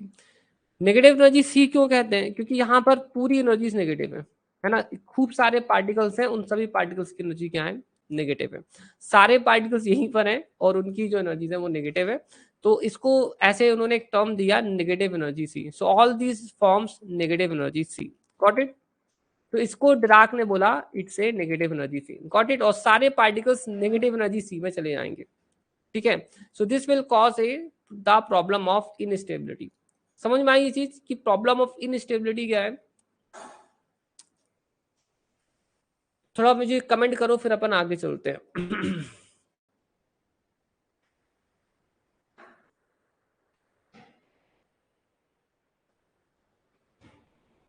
ठीक है, ओके। अब स्टूडेंट्स यहां पर डिराक ने एक गेम खेला, ठीक है। So Dirac came up with an explanation. तो डिराक ने यहाँ पर इस प्रॉब्लम को सॉल्व किया, है ना। तो डिराक ने अपनी प्रॉब्लम को सॉल्व किया पॉली एक्सक्लूजन प्रिंसिपल की मदद से। Pauli exclusion principal and negative energy से।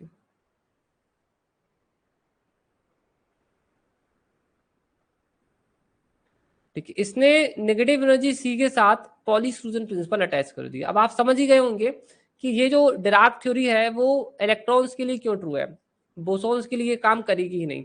This theory will not work for bosons. क्यों? क्योंकि बोसॉन्स के साथ ये काम कर ही नहीं सकती है, क्योंकि ये थ्योरी तभी काम कर पाएगी जब हम क्या करते हैं, पॉली एक्सक्लूजन प्रिंसिपल को ले आते हैं। अब पॉली एक्सक्लूजन प्रिंसिपल को जब हम ले आते हैं तो प्रॉब्लम कैसे सॉल्व होती है वो बताता हूँ मैं आपको। तो यहाँ पर क्या था, यहाँ पर आप देखोगे, यहाँ पर हमारे पास पॉजिटिव एनर्जीज हैं, यहाँ पर हमारे पास नेगेटिव एनर्जीज है, ठीक है। So let's draw these energies. ये हो गई।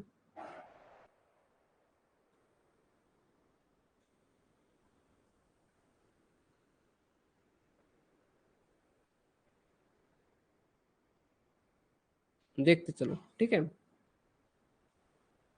देखिए ये हमारी पॉजिटिव एनर्जी है, ये हमारी नेगेटिव एनर्जी है, and this is called negative energy sea. NES लिख दिया मैंने, ठीक है, नेगेटिव एनर्जी सी, NES, ठीक है। अब बच्चों इसने बोला कि इलेक्ट्रॉन्स ना पॉली एक्सक्लूजन प्रिंसिपल फॉलो करता है, ठीक है, electrons follow poly exclusion principal. तो इस हिसाब से एक स्टेट पर एक ही इलेक्ट्रॉन आ पाएगा और पूरी की पूरी नेगेटिव एनर्जी सी फुल हो गई। अब बाकी के बचे हुए इलेक्ट्रॉन्स यहीं यहाँ जाएंगे। अब वो नीचे ट्रांजिशन कर ही नहीं सकते हैं क्योंकि नीचे जगह भी तो होनी चाहिए जाने की। इस तरह से Pauli exclusion principle negative energy C की इनस्टेबिलिटी को, ठीक है, अवॉइड मतलब सॉल्व कर देता है। ये प्रॉब्लम जो है नेगेटिव एनर्जी सी की प्रॉब्लम को सॉल्व कर देता है। बट ये प्रॉब्लम तभी सॉल्व होगी जब हम पॉली एक्सक्लूजन प्रिंसिपल को इंक्लूड कर लेते हैं। Did you got it? तो ये जो प्रॉब्लम ऑफ इनस्टेबिलिटी है that is can be solved bye including the poly exclusion principal. क्यों? क्योंकि अगर ये इलेक्ट्रॉन्स यहाँ पर आ गए हैं, ठीक है, तो अब फर्दर इलेक्ट्रॉन्स तो नहीं जाएंगे ना वहां पर, क्योंकि एक स्टेट पे एक इलेक्ट्रॉन चला गया। अब और ज्यादा इलेक्ट्रॉन्स यहाँ जा ही नहीं सकते हैं। जब और ज्यादा इलेक्ट्रॉन नहीं जाएंगे तो बाकियों को ऊपर ही रहना पड़ेगा। Did you got it? इस तरह से हमारी नेगेटिव एनर्जी सी कुछ हम पॉलीसून प्रिंसिपल के साथ कंबाइन कर देते हैं तो हमारी जो प्रॉब्लम है इनस्टेबिलिटी की वो खत्म हो जाती है। Did you got it? Understood this problem?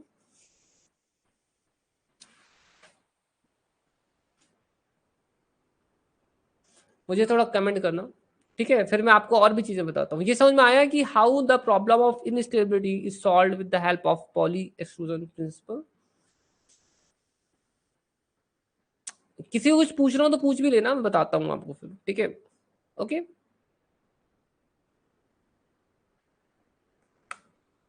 Not clear. देखो मैं फिर से बताता हूँ, ठीक है। देखो किसी को कुछ पूछना, आप हैंड रेज कर सकते हो क्या? Can you raise hand? Sonali can you raise hand?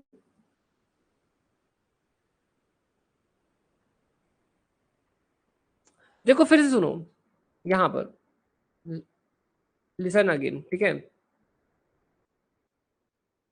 आपको ऐसा सोचना ही नहीं है।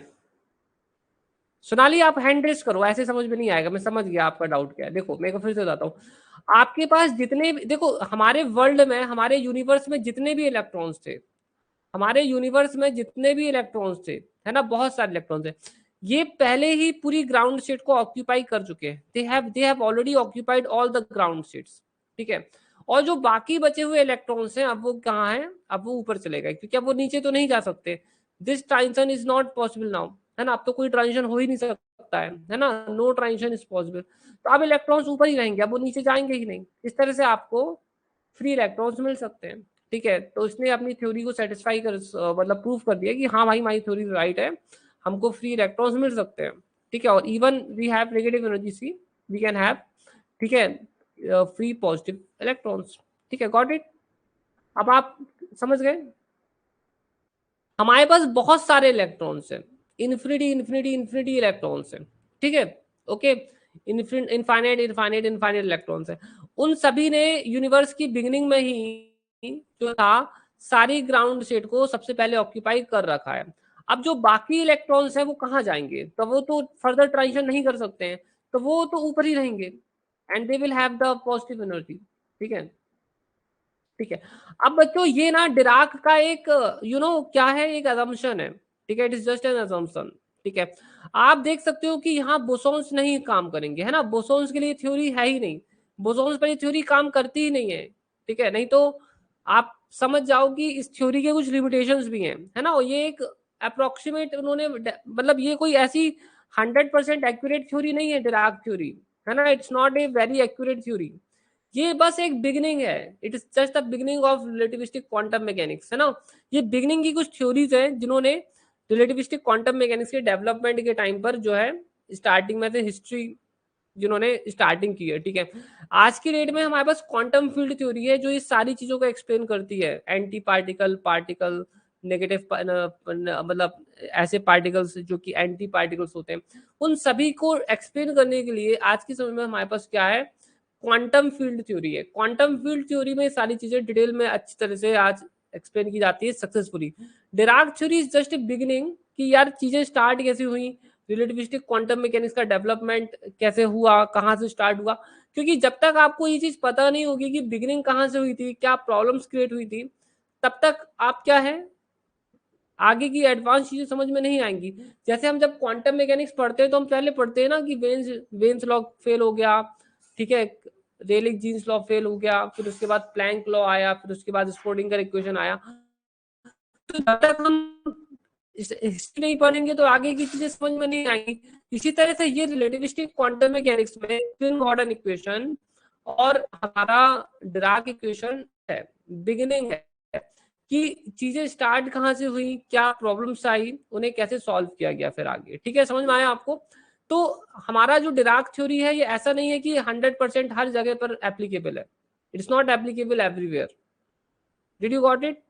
अब समझ में आया आपको। ऐसा नहीं है कि आप बोसोन्स के केस में भी अप्लाई कर रहे हैं, it's not a very accurate theory. हाँ, यहाँ पर चीजों को उन्होंने आगे पीछे करके थोड़ा बहुत एक्सप्लेन किया है। ठीक है, समझ में आया आपको।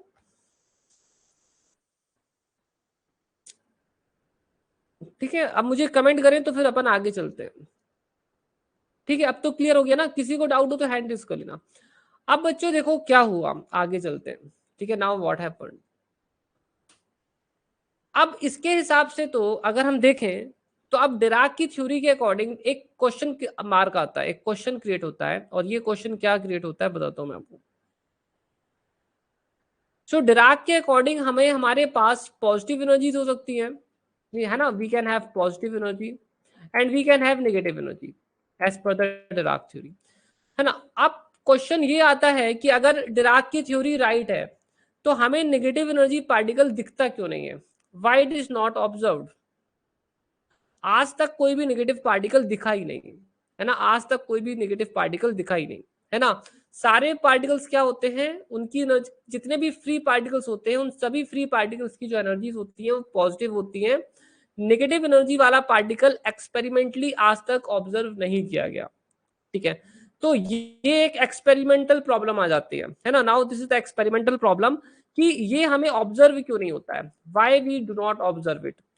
तो डिराक ने बोला that this is a ground state. Dirac ने बोला, अब ये कोई बहुत एक्यूरेट ग्राउंड स्टेट नहीं है, इन्होंने बस इसका नाम दे दिया ग्राउंड स्टेट। अब आपने मत बोलना कि सर ये ग्राउंड स्टेट होगी, ये एक्साइटेड स्टेट होगी, नॉट लाइक दैट। इस पूरे को ही उसने बोल दिया it is a ground state. तो इसने बोला इसे ground state,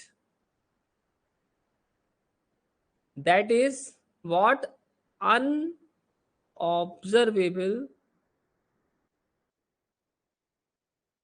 negative energy sea.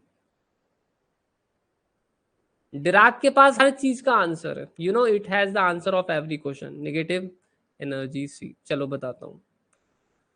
तो उसने ये बोला, पहले तो उसने सिर्फ नेगेटिव एनर्जी सी बोला था, अब उसने नेगेटिव एनर्जी सी के सामने एक और शब्द लगा दिया, अनऑब्जर्वेबल। आप समझ रहे हो, डिराक ने बोला कि नेगेटिव एनर्जी पार्टिकल्स भी होते हैं, नेगेटिव एनर्जी स्टेट्स भी होती है, बट दैट इज अनऑब्जर्वेबल। और ये जो सी बनाते हैं नेगेटिव एनर्जी सी, ठीक है, ये अनऑब्जर्वेबल है, मतलब आप इसे ऑब्जर्व कर ही नहीं सकते हो, है ना। You can not observe it, you can not see it, है ना, you can not experimentally masher it, ठीक है, आप इसे कुछ नहीं कर सकते। ये एक ऐसी ग्राउंड स्टेट है जिसे अनऑब्जर्वेबल है। It is unobservable negative energy sea which is a ground state, ठीक है, you can not observe it.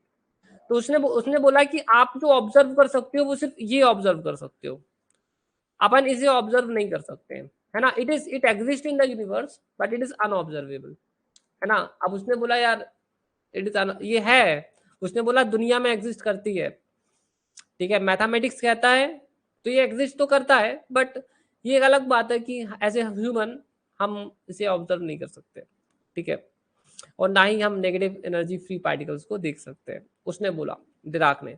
इस तरह से उसने बोला कि एग्जिस्ट करती है। He is very clever, very good. उसने बोला कि है, दुनिया में है, मगर वो दिखता नहीं है, ठीक है, वो है बट दिखता नहीं है, ना ही आप उसे ऐसे मेजर कर सकते हो। बट वो बोलता है इसके कॉन्सिक्वेंसेस आप समझ सकते हो। तो लोग बोले कि यार ठीक है डिराक भाई, ये तो आपकी बात मान ली है, ठीक है। तो उन्होंने लोगों ने साइंटिस्ट बोले कि चलो भाई डिराक तुम बहुत इंटेलिजेंट हो, तुम्हारी ये बात भी हमने मान ली कि तुम्हारी नेगेटिव एनर्जी सी है, और उसके सामने तुमने एक और शब्द लगा दिया प्रीफिक्स, ठीक है, कि इट इज अनऑब्जर्वेबल, और इस पूरे को उसने अपनी ग्राउंड स्टेट बोल दिया। बोले कि तब भी से ये बताओ कि हम इस पर विश्वास क्यों करें, ठीक है, ठीक है। अब मेरी बात सुन लो। तो लोगों ने बोला, जो उसके साथी में उस समय साइंटिस्ट थे, उन्होंने बोला कि डिराक भाई ये बताओ, ठीक है, कि चलो तुम्हारी बातों पर हम विश्वास कर लेते हैं, तुम तो पहले से ही इंटेलिजेंट थे, ठीक है, हर चीज के आंसर हैं, ये बताओ कि हम तुम्हारी बातें विश्वास क्यों करें। तो डिराक ने बोला कि मेरी बातों पे विश्वास मत करो, कॉन्सिक्वेंसेस पर ऑब्जर्व करो, इसके कॉन्सिक्वेंसेस होंगे। तो डिराक ने बोला कि आप नेगेटिव एनर्जी सी को, अनऑब्जर्वेबल नेगेटिव एनर्जी सी को ऑब्जर्व तो नहीं कर सकते हो। तो उसने बोला नेगेटिव एनर्जी सी, है ना, इसने बोला हमारे पास कौन सी सी है, अनऑब्जर्वेबल नेगेटिव एनर्जी सी, है ना, अनऑब्जर्वेबल नेगेटिव एनर्जी सी। तो डिराक ने बोला ये अनऑब्जर्वेबल नेगेटिव एनर्जी सी है, आप इसे डायरेक्टली ऑब्जर्व नहीं कर सकते हो, बट उन्होंने बोला कि इसके जो कॉन्सिक्वेंसेस हैं वो हम ऑब्जर्व कर सकते हैं, ठीक है, इसके जो कॉन्सिक्वेंसेस हैं,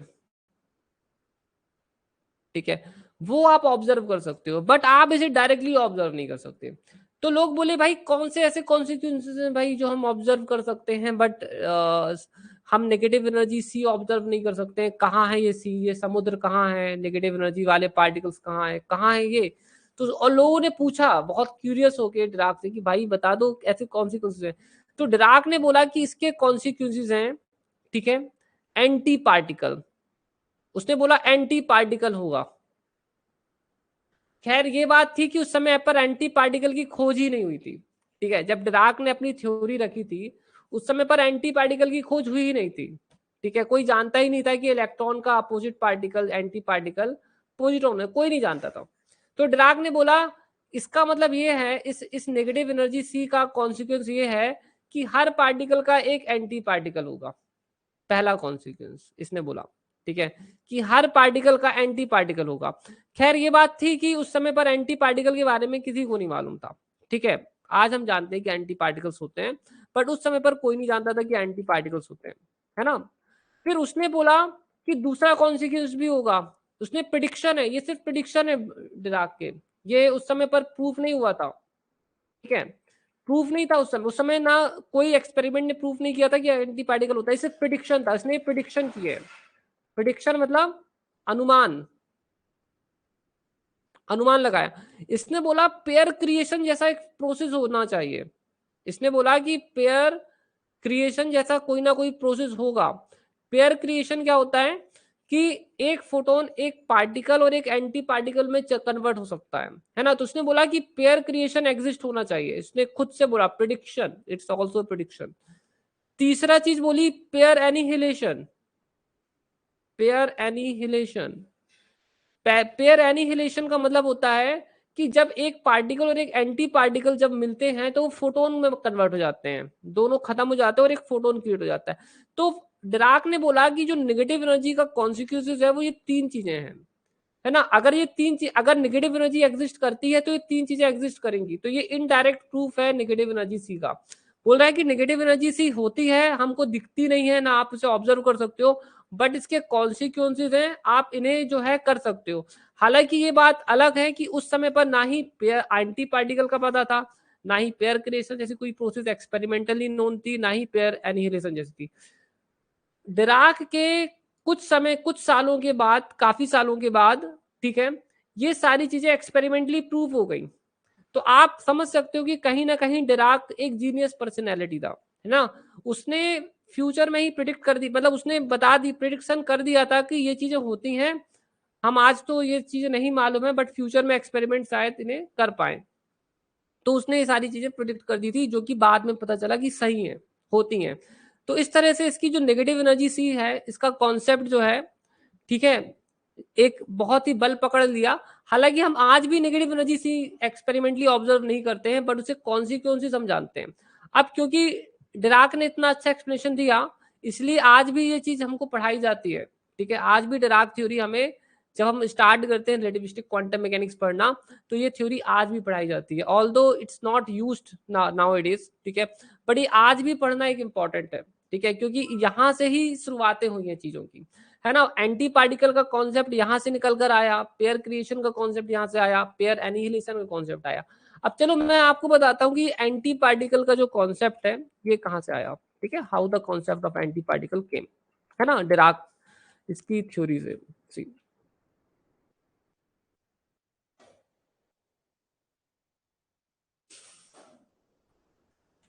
है ना, या Dirac was very genius person, ठीक है। देखो एंटी पार्टिकल,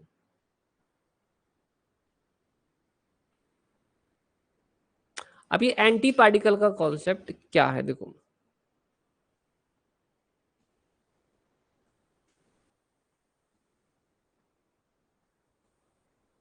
ये हमारी पॉजिटिव एनर्जीज है, ठीक है, these are the positive energies, और ये हमारी नेगेटिव एनर्जीज है, ठीक है, these are the negative energies. अब ये एंटी पार्टिकल का कॉन्सेप्ट कैसे आता है, यहां देखो। सो इन्होंने क्या एक्सप्लेनेशन दिया है एंटी पार्टिकल का।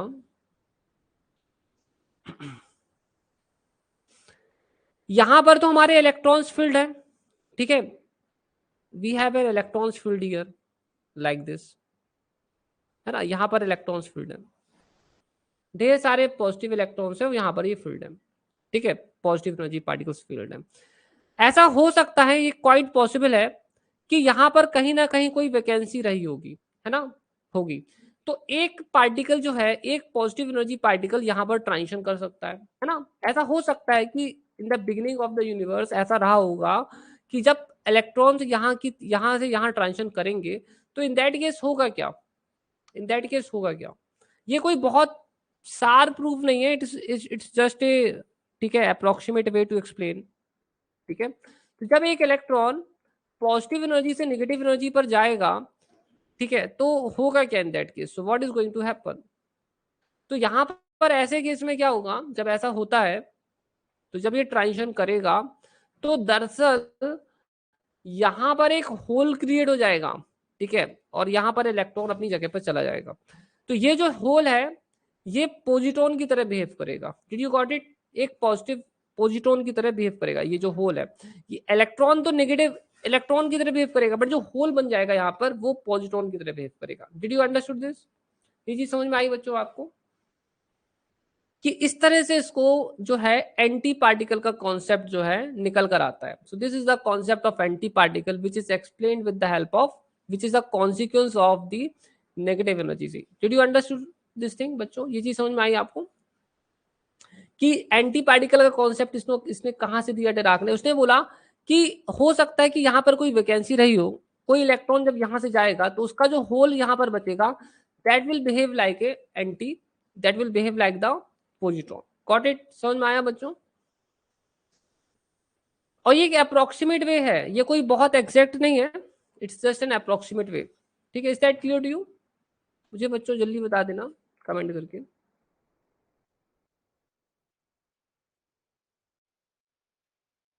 ठीक है, इज दैट क्लियर? किसी को कुछ पूछना है यहाँ पर?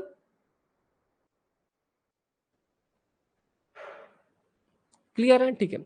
अब मैं आपको बताता हूँ पेयर क्रिएशन क्या होता है. ठीक है, what is pair creation? See, very good. Pair creation, दरअसल बच्चों डिराक की थ्योरी की मदद से हमें सिर्फ इनके प्रिडिक्शन मिलते हैं.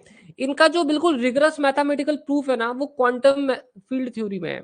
ठीक है, क्वांटम फील्ड थ्योरी इन सारी चीजों को बहुत ही मैथमेटिकली एक्सप्लेन करती है with the help of field theory. क्योंकि क्वांटम फील्ड थ्योरी ये मानती है कि जो पार्टिकल्स होते हैं ये फील्ड्स में डिस्टर्बेंस होते हैं, तो वो वहां उस तरह से वो एक्सप्लेन करते हैं बहुत ही अच्छे से मैथमेटिकली. बट यहाँ पर से डिराक थ्योरी से बस हमें कुछ डायरेक्ट प्रिडिक्शंस मिलते हैं. ठीक है, अब ये पेयर क्रिएशन क्या होता है, देखिए what is this pair creation.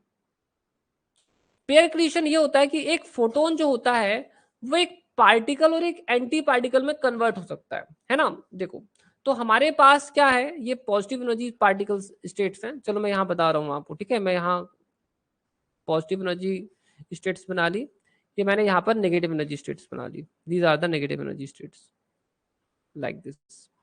ठीक है, ये हो गया. So these are positive energy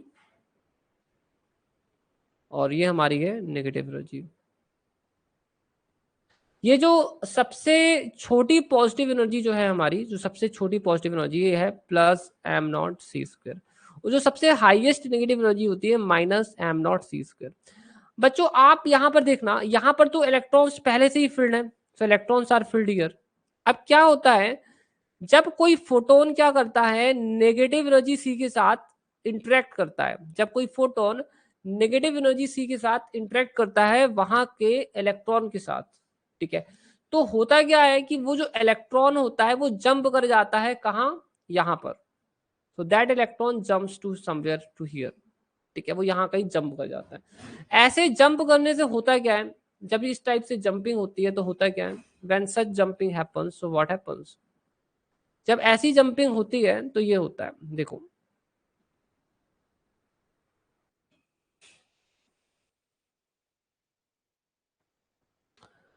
जब इस टाइप की जंपिंग होती है तो यहां पर ये इलेक्ट्रॉन जब ऊपर चला जाता है, सो दिस थिंग हैपेंस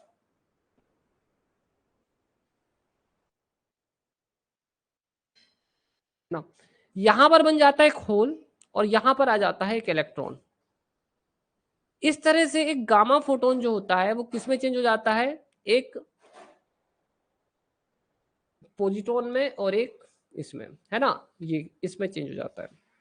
इसे कहते हैं पेयर क्रिएशन. तो ये चीज भी हमें किससे पता चलती है, नेगेटिव एनर्जी सी का consequence. It is also the consequences of negative energy sea. तो इसने बोला कि नेगेटिव एनर्जी सी में जब कोई इलेक्ट्रॉन कोई फोटोन इंटरेक्ट करता है तो वहां पर क्या होता है, सो व्हाट हैपेंस, तो वहां पर एक तो वहां इलेक्ट्रॉन क्या होता है, ऊपर चला जाता है और वहां जो वैकेंसी बचती है that works like a hole. अब ये एक होल की तरह हो जाता है. ठीक है, और ये यहाँ पर एक इलेक्ट्रॉन यहाँ पर पहुंच जाता है. ठीक है, तो ये इस तरह से हो जाता है. अब ये भी एक अप्रोक्सीमेट वे ही है समझाने का इनका, बहुत ही एक्यूरेट वे तो नहीं है. हाँ, ठीक है, मैं फिर से बताता हूँ. इन्होंने बोला पेयर की रिलेशन में कि जब कोई गामा रे फोटोन, ठीक है, जब किसी इलेक्ट्रॉन से, ठीक है, यहाँ पर, ठीक है, इंटरेक्ट करता है तो वो उस इलेक्ट्रॉन को हायर एनर्जी स्टेट में भेज देता है और वहां पर जो वैकेंसी होती है वो होल हो जाती है. वो होल जो होती है वो पोजिट्रॉन की तरह बिहेव करती है. ठीक है, और ये जहां जो पार्टिकल आ जाता है वो इलेक्ट्रॉन बन जाता है. ठीक है, दैट इज द इलेक्ट्रॉन. अच्छा, अब यहाँ पर क्या है, अब लोग इस पर भी, इस पर इसके पास एक और बहुत स्ट्रांग पॉइंट है इसको, मतलब इस प्रूफ का कि ये नेगेटिव एनर्जी सी का ही कॉन्सेप्ट है ना. दरअसल यहां से यहां जाने के लिए कितनी एनर्जी की जरूरत होती है, यहां से यहां जाने के लिए इलेक्ट्रॉन को, ये तो बीच में फॉर्मन गैप है, तो यहाँ 2m0c² की जरूरत होगी. तो हमारे गामा फोटोन की एनर्जी कितनी होनी चाहिए, इतनी होनी चाहिए, तभी पेयर क्रिएशन क्रिएट होगा. Did you got it?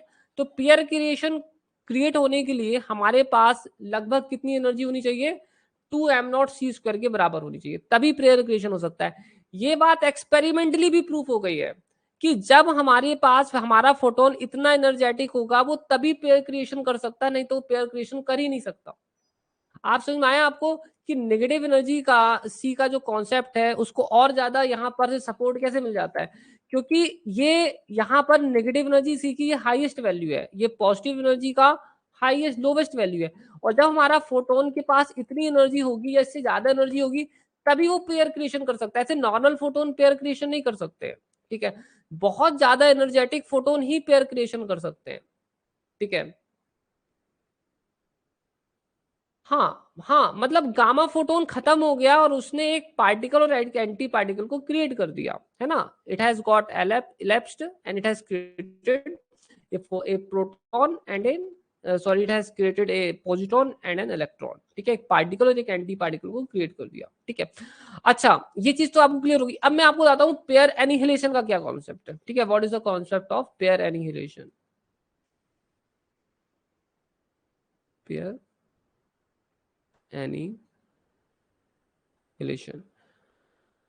देखो पेयर एनिहिलेशन क्या कहता है, पेयर एनिहिलेशन ये कहता है, ठीक है बच्चों, आज ये हमारा लास्ट ही कॉन्सेप्ट रहेगा, इसके आगे ना मैं देख लेता हूँ कितना बचा है, इसके आगे थोड़ा सा और बचा है रिलेटिविस्टिक का, तो अपन उसे कल ही करा देंगे। ठीक है, ओके।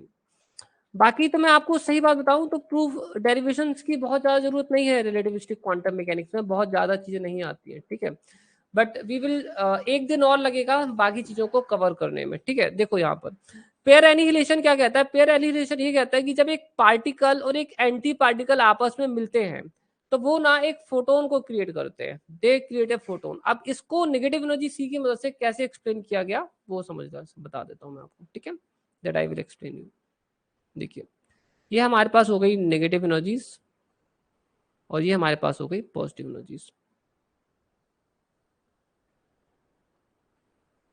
Like this. ठीक है, तो इसने बोला कि क्या होता है, यहां पर हमारे पास जो है इलेक्ट्रॉन्स यहाँ पर तो फील्ड है ही पहले से, उसमें कोई प्रॉब्लम नहीं है। ठीक है, बट हो सकता है कि कोई स्टेट खाली हो, तो यहां से जब कोई इलेक्ट्रॉन, ठीक है, यहाँ जो कोई भी जो इलेक्ट्रॉन है पॉजिटिव एनर्जी, जब कोई इलेक्ट्रॉन होता है जब वो नेगेटिव एनर्जी वाले, तो यहाँ पर क्या है, होल है, देयर इज ए होल। ठीक है, वेट 1 सेकेंड।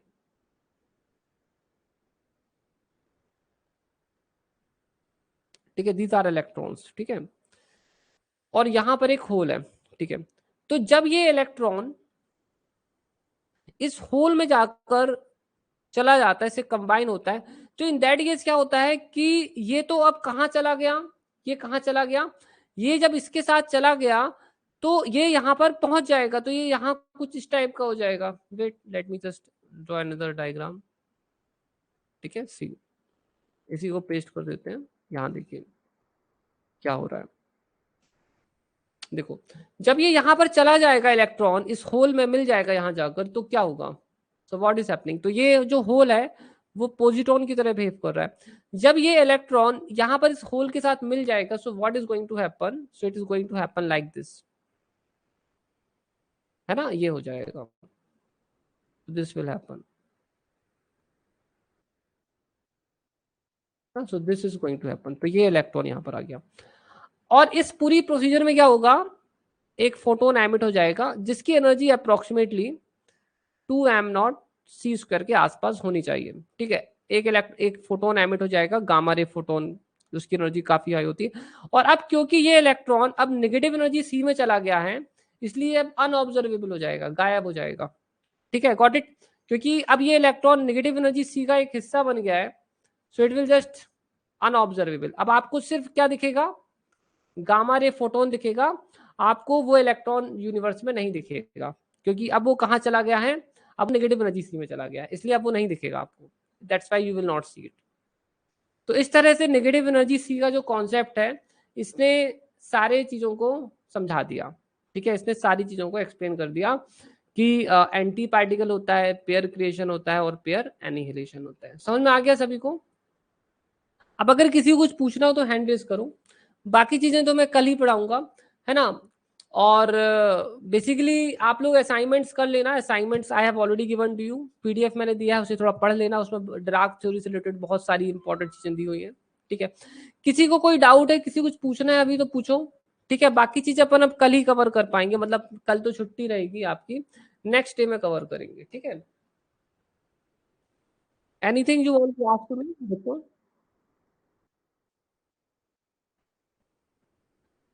ओके, बिल्कुल बिल्कुल, हैंड रेस कर लो बच्चों जिनको भी पूछना है। अनिकेत या, हेलो। हाँ बोलो अनिकेत। हाँ सर, अभी आपने जो बताया पेयर क्रिएशन का सर, सर आपने अच्छा बोला ये, कि नेगेटिव एनर्जी स्टेट में जब gamma enough gamma ray photon energy absorb हुआ तब वो एक्साइड होके पॉजिटिव एनर्जी स्टेट में गए। हम्म। सर मतलब आपने बोला कि वहां पे फिर होल क्रिएट हुआ। हाँ ये अ, पॉजिट्रॉन बन गया। हाँ सर। सर वो पॉजिट्रॉन हम अब ऑब्जर्व कर पा रहे हैं क्योंकि वो अभी भी वो नेगेटिव एनर्जी सी में हाँ ही है ना। ये बहुत अच्छा क्वेश्चन है। देखो जो पॉजिट्रॉन है, ठीक है, अगर वो नेगेटिव एनर्जी सी में भी है तो आप उसे ऑब्जर्व कर सकते हो, दैट एक्चुअली। अब अगर वो होल है तो वो, इवन दो वहां पर हमने उसको रिप्रेजेंट किया है, बट उसे आप ऑब्जर्व कर सकते हो, ऐसा एक्चुअली में डार्क थ्योरी में बहुत एग्जैक्ट प्रूफ नहीं है चीजों के, ठीक है। बट अगर वहां पर पॉजिट्रॉन आ गया है, so you can observe it. तो ऑल दो यहाँ पर ऐसे हमने वैकेंसी के फॉर्म में उसे दिया बनाया हुआ है यहाँ पर, but you can observe the, अगर यहाँ पर पोजिट्रॉन है, ठीक है, अगर यहाँ पर होल है, यू कैन ऑब्जर्व इट, ठीक है। जैसे आप यहाँ पर भी देखोगे, मैं आपको यहाँ भी बताता हूँ, यहाँ पर हमारे पास पोजिट्रॉन भी है, ठीक है, और हमारे पास इलेक्ट्रॉन भी है। इस पोजिट्रॉन को भी हम ऑब्जर्व कर पा रहे हैं, हमने इसे कहाँ रखा है, नेगेटिव एनर्जी सी में रखा है, ठीक है। जी सर। ओके, अब जब ये इलेक्ट्रॉन यहाँ पर आकर कंबाइन हो गया, अब आपको यहाँ कुछ नहीं दिखेगा।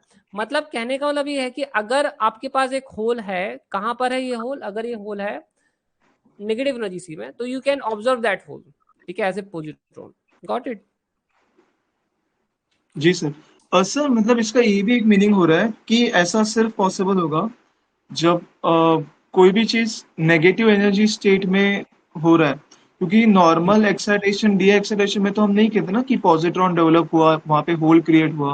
हाँ हाँ हाँ, राइट। Okay sir. सर इसलिए हम कहते हैं कि एंटी पार्टिकल्स एग्जिस्ट करते लेकिन ऑब्जर्वेबल नहीं है। नहीं, एंटी पार्टिकल्स भी ऑब्जर्वेबल होते हैं, एंटी पार्टिकल्स भी ऑब्जर्वेबल होते हैं, पॉजिट्रॉन ऑब्जर्वेबल पार्टिकल है। मतलब सर जब एंटी पार्टिकल्स हमेशा ऑब्जर्व होंगे तो किसी पार्टिकल के साथ ही होंगे। आप देखो क्या है, जैसे इलेक्ट्रॉन का जो एंटी पार्टिकल है ना, ठीक है, पॉजिट्रॉन, वो इलेक्ट्रॉन के पास ही नहीं होगा। अगर वो इलेक्ट्रॉन के पास हुआ तो वो दोनों कंबाइन हो जाएंगे और खत्म हो जाएंगे, है ना। अगर वो एक दूसरे के पास आए तो they will combine and they will finish each other. तो जैसे मैं हूँ, मेरी बॉडी है, तो मेरी बॉडी के भी का भी पूरा कोई एंटी पार्टिकल कहीं ना कहीं होगा, बट वो यहाँ मेरे पास नहीं है। हर चीज का एंटी पार्टिकल होता है, बट वो पता नहीं कहाँ है अभी।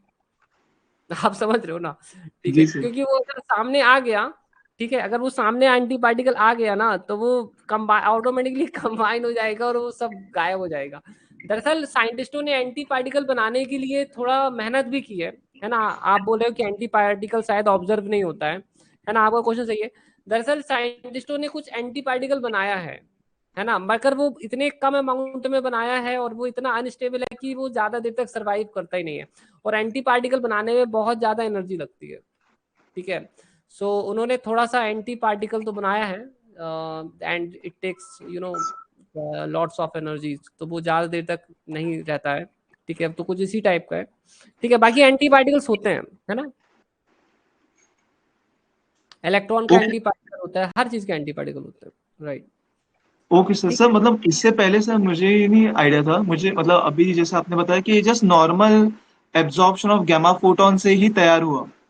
हाँ हाँ, क्योंकि ये गामा सर। फोटोन के पास ही इतनी एनर्जी होती है ना, गामा फोटोन बहुत एनर्जेटिक होता है। देखो आपका यूवी रेज एनर्जेटिक होता है, फिर उसके बाद एक्सरे आता है, फिर उसके बाद गामा रे आता है ना, सबसे लास्ट में तो गामा ही रे होते हैं, ठीक है। तो सब, इतनी ज्यादा एनर्जी तो गामा ही रे के ही पास हो सकती है, राइट। ओके सर, मतलब पेयर क्रिएशन एक नॉर्मल एक्साइटेशन जैसा ही हो गया ना सर फिर। फ्रॉम नेगेटिव देखो एनर्जी अगर स्टेट आप टू पॉजिटिव देखो एनर्जी अगर आप स्टेट। नेगेटिव एनर्जी सी देख रहे हो तो वो एक्साइटेशन की तरह ही है, उसमें कोई शक नहीं है। बट यहाँ पर एक फोटोन जो है, देखो एक फोटोन जो है वो किस में कन्वर्ट हो रहा है, एक पार्टिकल में और एक एंटी पार्टिकल में कन्वर्ट हो रहा है, राइट। एक पार्टिकल में और एक एंटी पार्टिकल में ये कन्वर्ट हो रहा है, ठीक है। तो आप इसे एक नॉर्मल एक्साइटेशन प्रोसेस तो नहीं बोलेंगे, ठीक है। जी सर। इसे सिर्फ और सिर्फ नेगेटिव एनर्जी सी के ही मदद से एक्सप्लेन किया जा सकता है ना। इसे एक नेगेटिव एनर्जी सी के ही तरह एक्सप्लेन किया जा सकता है। वो दरअसल एक नॉर्मल एक्साइटेशन नहीं, क्योंकि अगर आप एनर्जी लेवल्स के बीच में एक्साइटेशन देखेंगे तो तब तो वो पार्टिकल इलेक्ट्रॉन ही है, और यहाँ पर भी जाएगा तो भी वो इलेक्ट्रॉन ही है। Are you getting my point, है ना। जी तो सर। वो इस तरह से नहीं है, वो दैट इज बिट डिफरेंट। वो यहाँ पर क्या होता है, जब कोई पार्टिकल ना यहाँ से एक्साइटेशन होकर ऊपर जाता है तो यहाँ पर एक होल क्रिएट हो जाता है जो कि एंटी पार्टिकल की तरह बिहेव करता है, जी सर। ठीक है। तो ये थोड़ा सा डिफरेंट कॉन्सेप्ट है।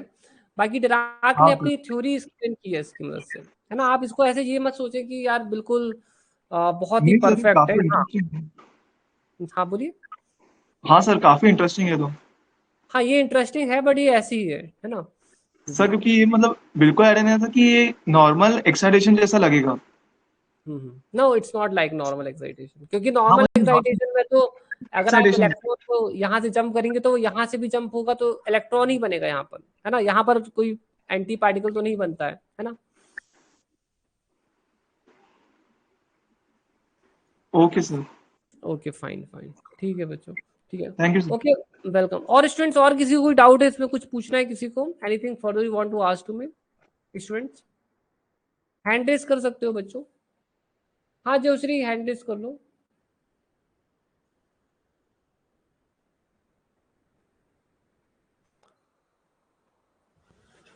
हेलो। हाँ बोलो जयश्री।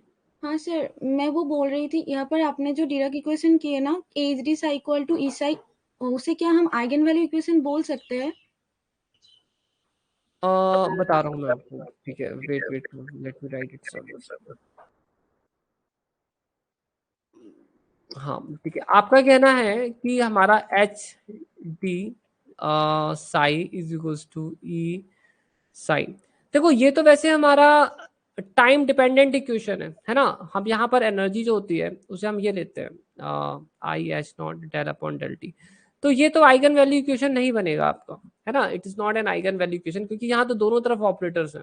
आइगन वैल्यू इक्वेशन में क्या होता है कि कोई मैट्रिक्स ऑपरेट करती है और यहाँ पर आपको एक आइगन वैल्यू मिलनी चाहिए, राइट। कांस्टेंट वैल्यू होनी ये चाहिए। आइगन वैल्यू इक्वेशन तो नहीं है,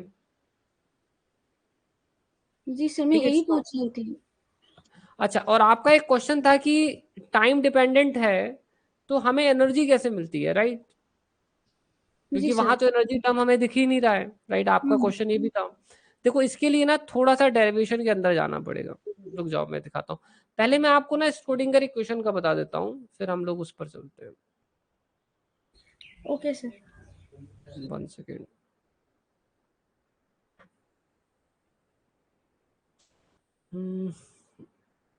वेट, कमिंग।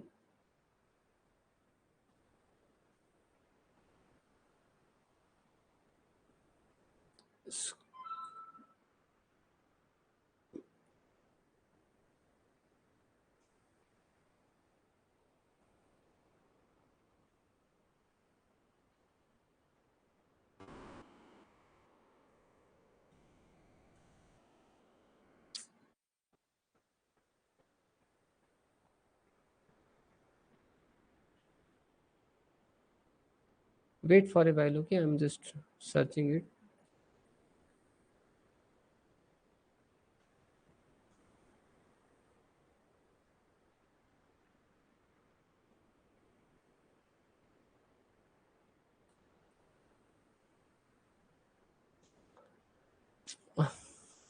ठीक है, देखो जयश्री मेरी आवाज आ रही है क्या आपको? Jayashree can you speak? हाँ सर, आ रहे हैं आपकी आवाज। ठीक है, देखो ये बुक है जे गुहा की, इसमें ये चीज दी हुई है जो आप पूछ रहे हो। मैं आपको बता देता हूँ, पहले मैं नॉन रिलेटिविस्टिक के लिए बता रहा हूँ। देखिए ये हमारा स्क्रोडिंगर इक्वेशन है, ठीक है। कैसा जी सर। इक्वेशन है? टाइम डिपेंडेंट वाला, ठीक है। This is time dependent. अब जब हम इसे सॉल्व करते हैं, ठीक है, when we just solve it, तो देखो यहाँ पर इसे सॉल्व किया जा रहा है, ठीक है, we are just solving it. तो आप यहाँ देखोगे ये जो इक्वेशन है, देखो ये लिखा हुआ है, इसे सॉल्व कर रहे हैं। तो सॉल्व जब कर रहे हैं यहाँ पर, तो चलो ये यहाँ तक आ गया, ठीक है, let's it has come to this point. अब यहाँ देखिए, यहाँ पर आपका पोटेंशियल कैसा है, टाइम इंडिपेंडेंट है। तो आपका जो वेव फंक्शन है इसे सर प्रॉपर्ली विजिबल नहीं हो रही है। आवाज विजिबल नहीं है। नहीं सर, आवाज तो आ रही है लेकिन पीडीएफ जो है ना प्रॉपर्ली विजिबल नहीं है। अच्छा अच्छा, पीडीएफ ब्लर हो रहा है, एक सेकंड वेट करिए, थोड़ा सा जी शायद सर, ठीक हो जाएगा। अभी सही हुआ। अभी सही हो गया, हम्म। ठीक है, ओके फाइन, ओके,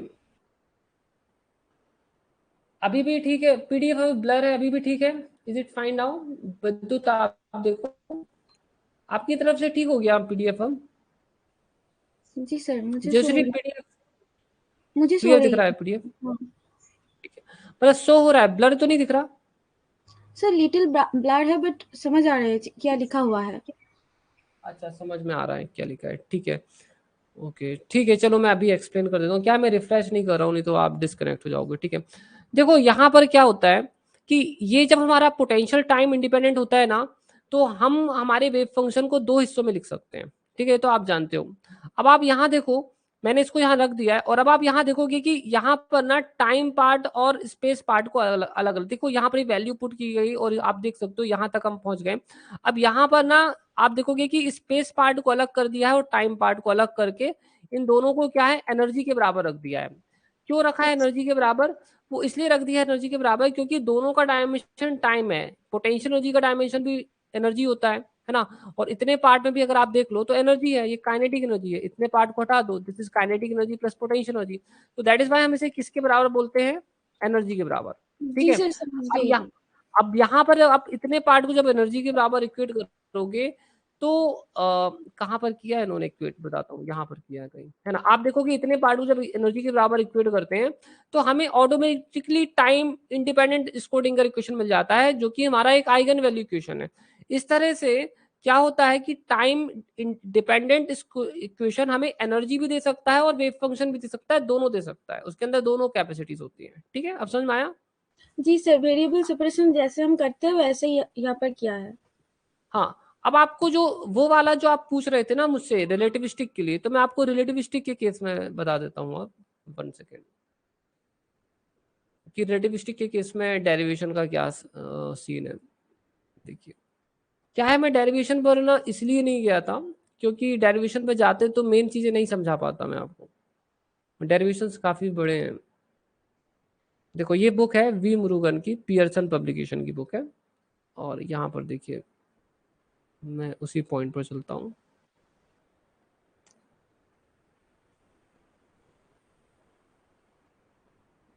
देखिए ये है, आप देख सकते हो, solution to free particle Dirac equation, solution to free particle Dirac equation, ठीक है। स्लाइड्स दिख रही हैं आपको, जो सर देखना, जी सर, दिख रही है। ठीक है, दिख रही ना, ठीक है। देखो यहाँ पर आप देख सकते हो कि time dependent Dirac equation solve किया गया है, ठीक है, देख सकते हो। इन लोगों ने सॉल्यूशन भी ऐसा ही माना है, ठीक है, they have taken the solution also like that, ठीक है। और फिर ये लोग क्या करते हैं कि पहले इतना हिस्सा सॉल्व करते हैं, फिर इतना हिस्सा सॉल्व करते हैं, फिर इन सभी को ये लोग वही डिराक इक्वेशन में पुट करके सॉल्व करते हैं, और सॉल्व करते जाते हैं, ठीक है। और सॉल्व करते करते इनको जो है काफी सॉल्व करना पड़ता है, और सॉल्व करते करते एनर्जी इतनी मिलती है। तो हालांकि मैंने डेरिवेशन पार्ट इसलिए स्किप किया था क्योंकि मुझे लगता है कि derivation is something which is tedious, तो उसकी की जरूरत भी नहीं है, इसलिए मैंने उसे स्किप कर दिया था। अब ठीक है, समझ में आ गया आपको? जी सर, क्लियर। और मेरे एक डाउट था जो अनिकेत जी ने पूछा कि एक इस एक्साइटेशन में और पहले जो हमने पढ़े थे वो मतलब इलेक्ट्रॉन की जहाँ पर हम विजिबल रे या फिर ऐसे कुछ हमें ईएम वेव मिल रहा था, उस दोनों में डिफरेंसेस क्या है? अब क्लियर हो गया सर, आपने जैसे अच्छा, वो भी क्लियर हो गया। देखो नेगेटिव एनर्जी सी का थोड़ा सा एक्साइटेशन आपको समझना पड़ेगा कि वो है क्या, है ना। वो थोड़ा सा डिफरेंट है नॉर्मल एक्साइटेशन से, है ना। और दरअसल उसने डिराक ने चीजों को अप्रोक्सीमेटली समझाने की कोशिश की है, मतलब उन्होंने सिर्फ इंटरप्रिटेशन किया है, कोई मैथमेटिकल प्रूफ नहीं है, that is just an interpretation, normal interpretation in order to explain the negative energies, है ना। ओके, बस इतना ही है, उसमें बहुत कुछ नहीं करना है, बस इतना ही है कि समझना बस है उसे, ठीक है? जी sir, thank you sir. Welcome welcome. ठीक है, ओके। और any question, anyone, any other student? किसी को कोई क्वेश्चन हो तो पूछ लो, अभी हैंड रेज कर लो।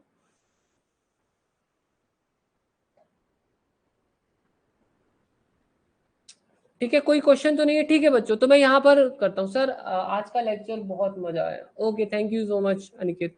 ओके बच्चों, तो मैं यहाँ क्लास एंड करता हूँ। Bye bye, take care, thank you बच्चों। Welcome Jayshree, Aniket, Harleen, everyone, welcome, bye.